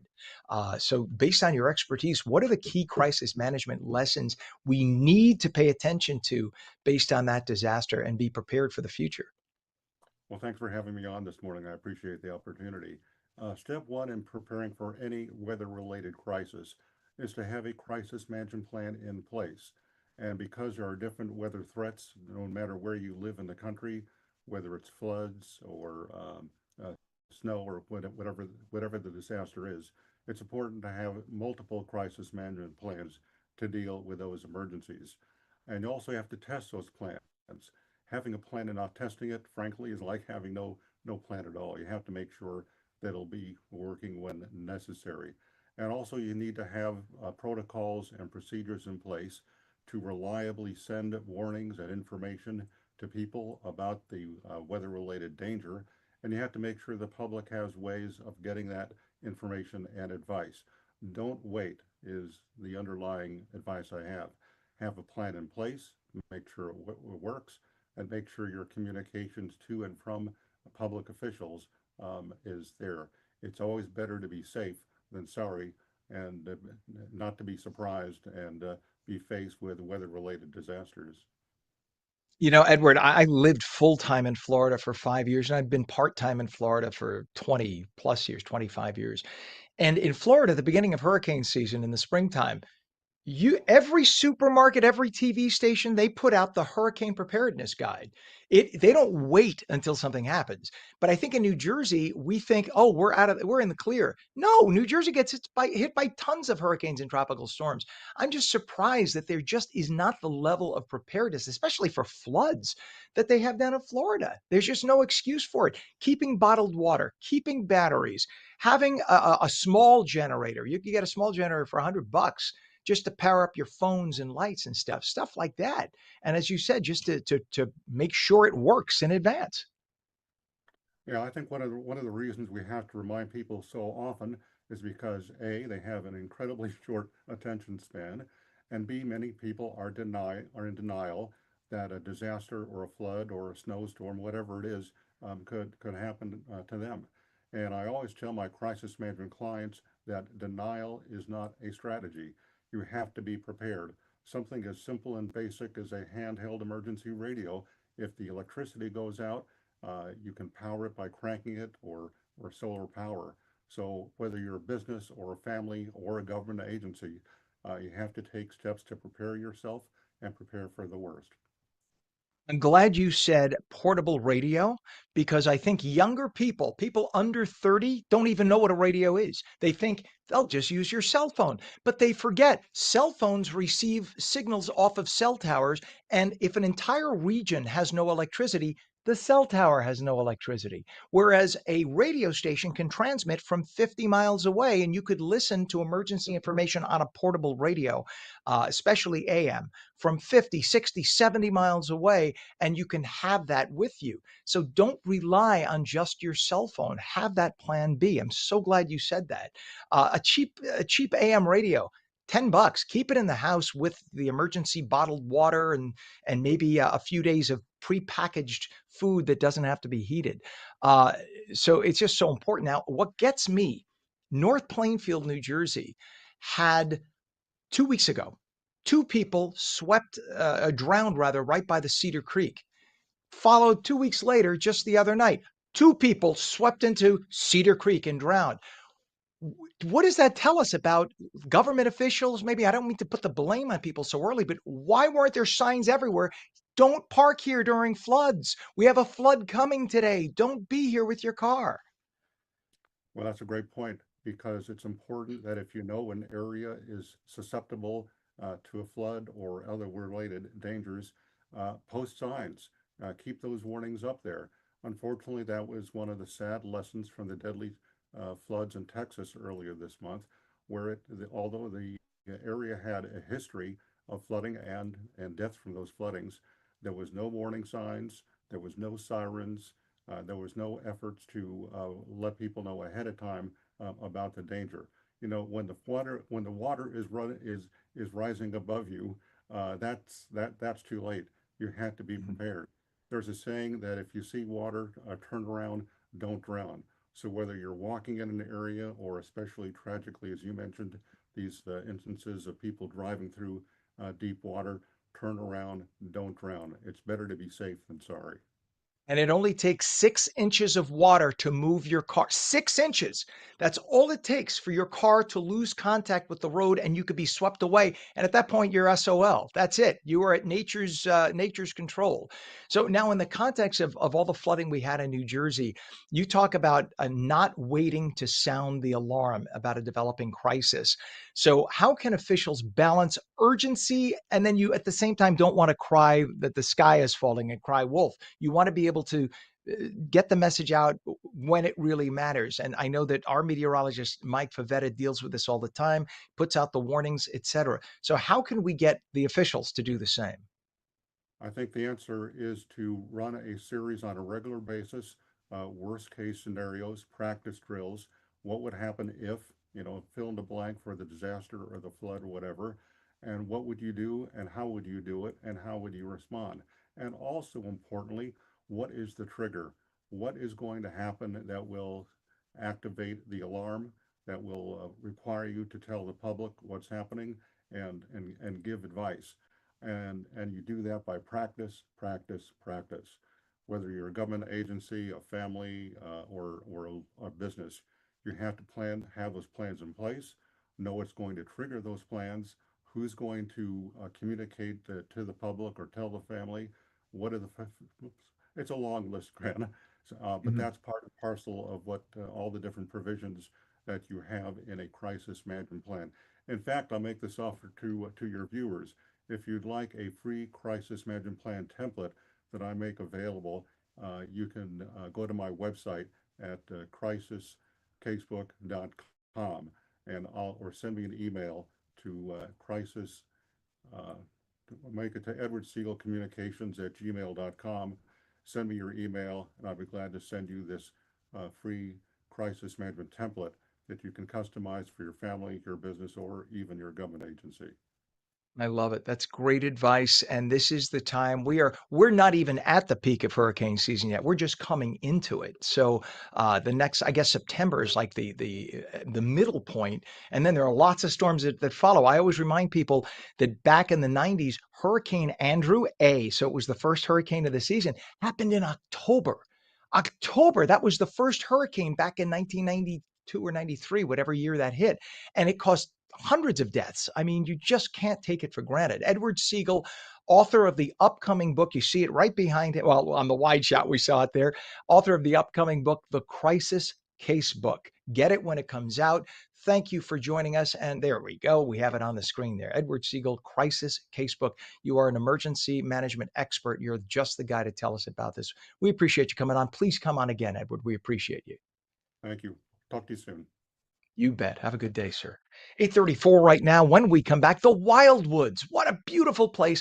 Some of the most beautiful beaches in the state. We're going to talk with a Business Improvement District member about a new feature to make the beaches more accessible to all. We will be right back. You're watching on New Jersey Mornings.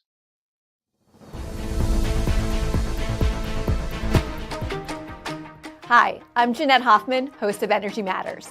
Join me every night at 6 p.m. where we're discussing energy affordability, challenges, and solutions with stakeholders and elected officials. Join me weekdays at 6 p.m. on Energy Matters on ONNJ.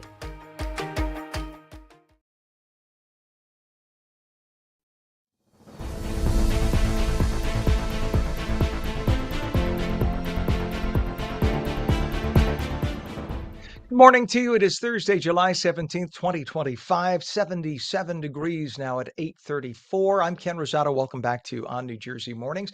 Partly to mostly cloudy this morning, maybe a shower. Straight to meteorologist Mike Favetta with the full Garden State forecast. Good morning, sir. Good morning, Ken. We've got plenty of clear sky working into New Jersey today, but that also means temperatures feeling like it's up around 100 by this afternoon. A hot day ahead. You see the clouds right now on the visible satellite. That will ultimately clear out, bringing back some, well, warm weather through this afternoon. And with temperatures climbing into the mid 90s by the beaches today, you can't even enjoy a sea breeze to cool off. It's that south and southwesterly breeze that will make it feel like 100 in Newark, 101 in Trenton, 102 in Camden. Hot weather through the end of the day, and of course that heat sticking around through this evening. Now tomorrow, as a front pushes through, it'll dry the air out, making it feel cooler. You're feeling like the 60s by late Friday night into early Saturday morning up in Sussex, New Jersey, and then ultimately the humidity returns to start off next week. So we get a decent break from the heat and humidity today. Average high is 87 today. We'll make it back into the mid 90s. As the morning clouds clear, it'll take some time to ultimately see the complete clearing, but that sunshine will do some great jobs of warming up the water with your high tide happening later on this afternoon at 1:14 in Atlantic City. Head over to Sandy Hook with the 1:41 high tide of 80-degree water temperature. Lots of sunshine and heat to enjoy. Even the beaches feeling nice and warm too, with that sunset happening at 8:25 this evening. So a pretty decent day to head out toward the water, or if you find yourself on a boat there toward the Barnegat, your high tide 1:31 p.m. The beaches today have a moderate risk of rip currents from Atlantic City and south. That's obviously due to the wind, but a low risk there for the Monmouth and Ocean beaches. And even today, with a small risk of severe weather, primary threat is wind. I think we'll be hard pressed to find widespread storms. They'll just be very isolated, maybe one or two storms popping up, but any storm that does pop up could be severe. There's the cold front that passes through tomorrow afternoon, bringing with it a drier, cooler feel to start off the weekend. And then some showers return later in the day Saturday, but they clear out by Sunday. We get another round of beautiful weather to finish off the weekend with the humidity returning, but at least the heat is back in small doses early next week. The 7-day forecast has today, the last day, the hottest day of the week, with temperatures in the 90s, feeling like 101 or 102. But again, with that drier, cooler weather that returns for tomorrow and Saturday, it'll feel great to start off the weekend. Little passing shower at night, Saturday night into Sunday. Some of that rain could spill over into Sunday morning, but we're back to the sunshine Monday, Tuesday, and Wednesday, and we keep it sunny through at least most of next week. Hot weather down the shore through tomorrow because the front doesn't reach the shore points until later tomorrow night. Dry on Saturday, beautiful again on Sunday, and then Monday, Tuesday, and Wednesday, Ken, looking really pretty for a nice extended week down the shore with that sunny feel. All right. Thank you so much, sir. Yes, we like the more comfortable of the days. We definitely appreciate it, Yeah. man. Thank you so much, Mike. It is a humid 78 degrees right now, still 91% humidity at this hour. As Mike said, as the temperature and the dew point are similar early in the morning, you hit hit that high humidity level. It is 74 degrees in Trenton. And in terms of traffic right now, if you take a look at the approach to the Lincoln Tunnel, we're now told there's a disabled bus at the Lincoln Tunnel, center tunnel eastbound with the left lane blocked. And that is causing the following. This is Route 495 at Columbia Avenue. This is as you approach the Lincoln Tunnel. This is 495 at Columbia Avenue, Cam 1. There we go. So you see the cars there on the left side of your screen making their way into the tunnel. And that is the mess that you have as a result of that bus that is stuck in the center tunnel. That is the left lane of the center tunnel. Crash with injuries, Route 21 southbound, south of exit 13 in Passaic. The left lane is closed. Crash on the Garden State Parkway northbound at north of exit 145. Vehicles move to the right shoulder, causing rubbernecking. And the approaches to the Hudson River right now, the GWB upper and lower levels, we're told, pretty good. Actually, not so bad at all. Oh, they moved the camera on us, but believe me, they will widen out at some point. But right now, the approach is upper and lower level, moving well. It's only, there you go. Thank you very much, New Jersey Turnpike Authority. It's only about 15 minutes across the GWB, 20 minutes at the Holland and the Lincoln Tunnel right now, outside of the one center lane causing the problems in the center tube. It is 8:39. Big news for the beautiful Wildwoods. A major investment is coming to improve accessibility, public safety, and the overall visitor experience. The city has been awarded a $2.3 million grant from the New Jersey Department of Transportation to build a fully ADA-compliant pedestrian connector from the iconic boardwalk to Pacific Avenue. Thanks to years of planning and collaboration, the vision is finally becoming a reality. Joining us now are Ernie Troiano Jr. and John Donio from the Wildwood Business Improvement District to talk about what it means for locals and businesses and the future of that boardwalk. Good morning. Nice to have you on. Good morning. It's our pleasure. Morning, Good to Ken. have you here. And people, people who are new to New Jersey don't realize how beautiful the beaches. Isn't the Wildwood beaches? Aren't they considered among the most beautiful year after year in every survey in the state of New Jersey? Well, we actually got #1 in the state of New Jersey. And we always kid around. We say that Wildwood's so popular, even the sand comes to Wildwood. Our beaches have gotten enormously large. So yeah, it is a catch-22 in some regards, because you have to maintain them, but in the same sense, it gives us the opportunity to attract many large concerts, Jeep Invasion, Bronco Invasion, Beach Blast, rugby on the beach, lacrosse on the beach. You name it, we have it. Such a beautiful place. Now, this new connector, what will it look like and how will it improve access between the boardwalk and Pacific Avenue? I'll let John Donio speak on that, because I know John is the chair of our big Wildwood Improvement District and Business Improvement District. And this is a group of men and women who really have taken a lot of their time to help us coordinate Pacific Avenue into what it used to be. Pacific Avenue in its heyday was just, it's like downtown Las Vegas.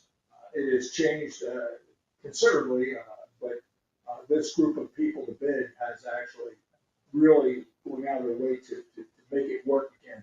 And I know John was very instrumental in this planning of this whole procedure. So I'm going to ask John to jump in and give us some. Yeah, John, tell us more about that too.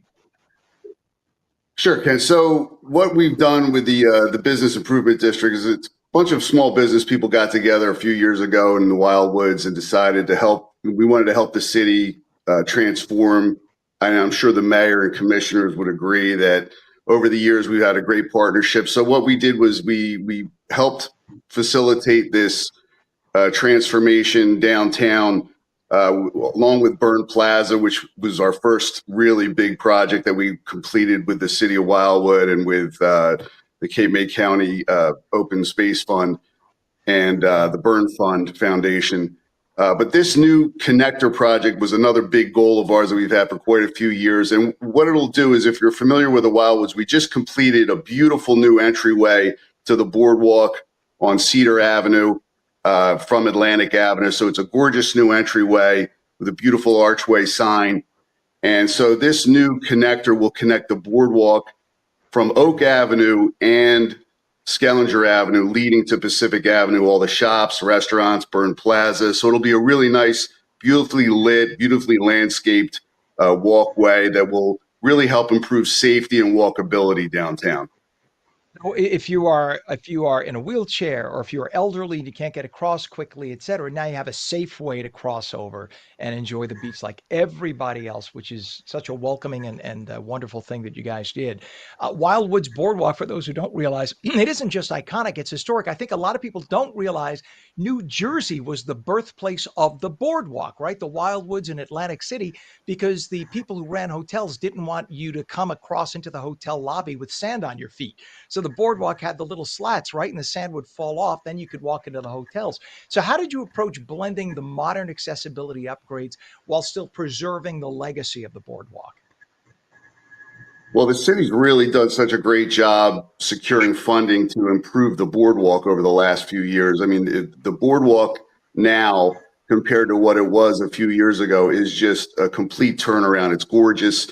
It's widened. It has pavilions now, much more easily accessible for everybody, for the elderly, for the handicapped, and for families with children. So it's really been a beautiful transformation to watch, and we feel like this connector will also just dovetail off of that with just a beautiful landscaping, lightscapes. Uh, Again, accessibility is key, safety is key first and foremost, but also to make it fun and exciting and visually interesting, like the rest of the Wildwood has really always had a history of being. I love it. And what is next for Wildwoods? The Wildwoods. We say the Wildwoods because it's the different communities that all make up the name Wildwood, right? All around. So what is next on the project to continue making it such an incredible place to visit? Well, I can tell you that we're in the process of actually extending the reconstruction of the boardwalk. We have from Convention Hall down to Cressy Avenue, which will be redone, widened pavilion, and it just adds a lot more to the flavor of the boardwalk. I love it. All right. Well, we are out of time because we're coming up on the end of the show here. But Ernie Troiano Jr. and John Donio from the Wildwood Business Improvement District. I love that you two are passionate. You breathe Wildwood. I love that. And it comes across. Thank you for keeping it such a beautiful place, a treasure in New Jersey. And thank you for joining us this morning. Come back again, please. Thanks, Ken. You bet, gentlemen. Have a good day. 8:45 right now. In fact, Pam, let's just forego break if we can. Let's go straight to meteorologist Mike Favetta, who's standing by. You can tell us all about what's happening in the weather today. We have a heat advisory in effect, and that means that we could see some storms later in the day, but Mike says they'll be very isolated, so we don't really have to worry about it everywhere. But if you hear some thunder, just beware. Here's meteorologist Mike Favetta with the full Garden State forecast. Hey there, Ken. Good morning. Yeah, we start off this morning with quite a bit of the little bit of sunshine. Clouds working their way through northern New Jersey. Some light rain as well, just exiting the northeastern part of the state. But I think there's another chance of a quick passing storm later today through Hackensack and Jersey City as your highs climb into the mid-90s. It's going to be hot, even back over toward the northwestern sections of the state through Newton and Sussex. Low 90s for you.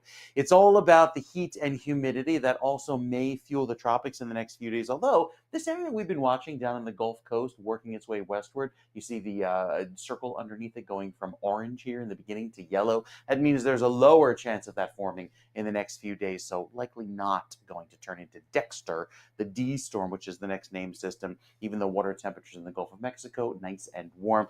But like I mentioned before, we have a long way to go. We are nowhere near the peak of hurricane season, which actually gets going toward late August and peaks in mid-September. Plenty of heat through the rest of the month. Lots of areas of red here in the central and southern U.S. Here in New Jersey, we'll tap into some of that heat, I think, in the next few days to be slightly above average, but not like big-time oppressive heat and humidity that we've experienced at least in the last few weeks. And the rain outlook is just about average going into the end of the month. So the forecast for today is hot and humid. It'll feel like 100 to 102 at times with the heat and humidity. And again, that's in the shade. It's always hotter in the sun. Notice by Friday, tomorrow, it cools down significantly. It will feel 20 degrees cooler as compared to 4 o'clock today to 4 o'clock tomorrow. That's in the afternoon. So a big drop in heat and humidity in just that span of short time. Throughout Saturday, the pleasant weather remains. Sunday could have a quick passing shower or storm early in the morning, but I think it clears out by the afternoon. And then Monday and Tuesday and Wednesday bring back some drier weather. Notice how even for the short points on the 7-day, we're back in the 90s again tomorrow. That's because the cold front takes its time to move on by. And then Saturday and Sunday offering a little bit more in the way of drier weather for the end of the weekend with some humidity back in play, but feeling quite average for July going into next week. So nice beach weather ahead. It's just this anomaly to have hotter weather at the beaches today due to that gusty southwesterly breeze, as opposed to inland west of the Parkway. Usually get a nice refreshing breeze at the beach. Not the case today. So it's going to be warm all across New Jersey. Stay cool. Of like being coming out of the shower in a humid bathroom and turning on the blow dryer, so you get the hot air that's also humid. What a combination, blowing right into your face. It is what it is. And just I have my head down because I'm just looking up there right away. I have people saying, you have all those pictures with Connie Francis you had posted on social media, and of course I can't find them. We'll bring them up next week, I'm sure. But for those who are just joining us, Connie Francis, the great musical legend from the 50s and 60s, from New Jersey, born in Newark, raised in Belleville. Famous story for those who don't know. Her dad, her dad was really protective of her, and there was a big story about superstar men wanted to date her and they weren't allowed near her. There's a wonderful story behind her. They did a movie about it, but Connie Francis died this morning. And she was in her 80s, but just a lovely woman. I got to meet her, and I've had several fundraisers with her in the past. Great lady. All right, Mike, I'm sorry, I'm waxing on. Have a wonderful weekend. We'll catch you again on Monday, You Mike. too. I appreciate you, Catch sir. you next week. All right. You bet. 8:50 right now. And this Saturday, the Williams Center in Rutherford, New Jersey, will come alive with the first annual Big and Tall Fest 2025. It's a 10-hour music festival, 10 hours, taking place this Saturday, July 19th, featuring 28 bands across 3 stages, all for an incredible cause. 100% of the proceeds will benefit New Concepts for Living, which is New Jersey's premier provider of services for adults with intellectual and developmental disabilities. Kicking off at noon with a performance by the Voices of Angels Special Needs Choir and Dance Troupe. And this event promises music, food trucks, vendors, and exclusive merch, all powered by volunteers. Joining us now are Gabe Valley, founder of Big and Tall Recording, and Marissa Guastella, Assistant Director of Development and Fundraising for New Concepts for Living. Good to have you both on with us. It's great to be here. Thanks for having us, Thanks Ken. for having us. You bet. I want to ask you, Gabe, is it Valley or Valle? Because Argentino and it.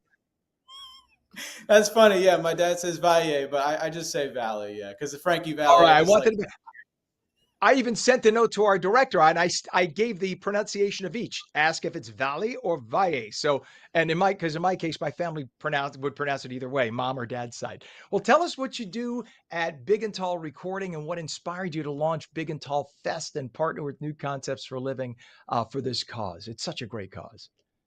Yeah, we're just like a recording and producing studio. We make a lot of music for local artists, for artists in LA. And a lot of our culture is doing live performances, and we usually do the live performances in this room.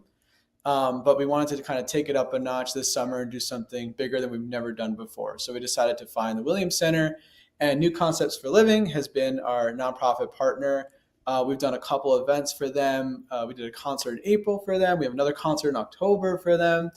And they're just a cause near and dear to our hearts, me and my co-founder, Tommy, because we have like family with intellectual developmental disabilities, and they're just like doing it right in New Jersey. So we found them, and now we partner with them, and we're trying to get the word out on them. And that's kind of where we're at right now. It is so awesome. Marissa, you're right there. So tell us more about New Concepts for Living's mission and how the funds raised from Big and Tall Fest are going to make a difference for adults with intellectual and developmental disabilities. Sure, yeah. So our mission is to enrich the lives of adults with special needs through caring and compassionate support. We do that in a nurturing environment that promotes independence, growth, and inclusion. We offer residential and day programs, and the funds being raised honestly help us increase our capacity. We have a waiting list over 500 right now for our day program services. The need is so great in Bergen County. So we're so fortunate to have partners like Big and Tall who understands the work, the importance of the work, and, they help make it happen for us. I love it. Gabe, I got to ask, where did the name Big and Tall come from? Well, I'm the big and my friend's the tall. So that's the real honest truth is, How tall are you? No, I'm very short. I'm 5'9" or something like that. But my buddy was 6'4", so that's where I love it. I love it. That's great. I just had to ask. I'm sorry. So now, Gabe, you have 28 bands performing across 3 stages. Would you like, what does everybody get, like a 40-minute set or something in order to accommodate everybody? That is big. And how did you manage to bring together so many artists to volunteer their talents for this event? Yeah, so actually we put out the call to all of our artists, and we actually had 79 bands apply to be a part of the festival and to offer up their services. So we were ecstatic when we saw that number of bands that wanted to actually help and be a part of the cause. And we ended up just picking the 28 because that's literally all we could fit in that time frame. And it's very quick changing. Like some of them are only doing 20-minute sets, some are doing 30, 15-minute changeovers. It's going to be chaotic. All in, there's 140 volunteers making the day happen. So there's a lot of moving pieces, but everybody's been super helpful and generous the whole way. So yeah, this is going to be fun. Because each band is going to want to set up their own equipment and set up their own microphone. So everybody has, for people who don't realize, my family's in the industry. I was a radio DJ for a lot of years. And I know that, when you go to perform in front of people, you want your stuff, right? You don't want to just get up on a generic microphone and guitar or whatever. So that takes time to set that stuff up. I can't even imagine having 28. That's going to be crazy, but it's almost worth coming just to see that. Yes. Marissa, yes, right? Just to see them all do it. The event kicks off with the Voices of Angels Special Needs Choir and Dance Troupe. So their performance is just a special moment for the festival. Talk about that, please. Yeah, so Gabe didn't really mention the application process, but he opened up, a call for artists who wanted to participate in the event, and this choir applied, and it's just really poignant because we have people who are raising funds for people who need those funds, and I think it's a beautiful way to kick off the event. And it also is right aligned with, those brand values for both of us of inclusion. That's awesome. That is so beautiful. And Gabe, what about the attendees? What can they expect from the festival other than the music? You got food vendors, merch. Talk about that. Yes, we have that's been one of the most challenging parts, is to figure out how do we have all the merch ready to go for every single band at every moment. We figured it out, but it took a little bit. And then we have a bunch of our art vendors who are friends at the studio who are selling like all of their arts and crafts for photography, paintings, earrings. We have food vendors doing pizzas, doing chopped cheeses outside. We have like a bunch. There's like 3 bars, I think, within the venue. There's 2 on the first floor, 1 on the bottom floor. So there's going to be, my friend's podcast is going to be hosting a live stream of the entire event the entire time. So yeah, I feel like there's going to be a lot to do, and they're pulling people in to be interviewed about the festival, about like the entire time. Yeah, it's going to be really, really fun. It's going to be crazy. Awesome. That is awesome. So obviously the band members, families from all over the country can tune into the podcast and watch their relative whatever perform on stage. That's really exciting. How does an event, Marissa, like Big and Tall Fest very importantly, help raise the awareness for the needs of adults with intellectual and developmental disabilities in Bergen County? That's such a great question, and thank you for asking it, because it's events like this that help connect people that might not otherwise be connected to our cause. If you don't have a family member or a friend or someone in your life with these needs, it's hard to know what they need, and it's hard to know what this life is about and what services are available. So we're just so fortunate to have partners that help us get out there to tell our story. It raises awareness, and that is a really important part of the work that we do. And how can viewers get involved with Big and Tall Fest or New Concepts for Living? Is there a website for more information, or a couple of websites? Yeah, there are. I mean, right on ncfl.net, we have an events drop down, and Big and Tall is there. There's links to tickets there. And on your website as well. Yeah, on bigandtallrecording.com, there's a whole tab that goes into the festival detail and how to get tickets and what time and where and who's playing when. I love you both. I hope this thing packs so much you got to send people away, and then next year you have to get double the size to get everybody in. It's the first annual Big and Tall Fest 2025. I love that it's the first annual. This Saturday, July 19th, at the Williams Center in Rutherford, Gabe Valle, make that happy, founder of Big and Tall Recording, and Estella, Assistant Director of Development and Fundraising for New Concepts for Living. Have fun this weekend. Thanks for joining us. Have a great day. Thank you so much. Thanks for having us. Thank you. And that does it for ONNJ Mornings. Have a wonderful day. Keep an eye to the sky later on. We'll see you on Monday.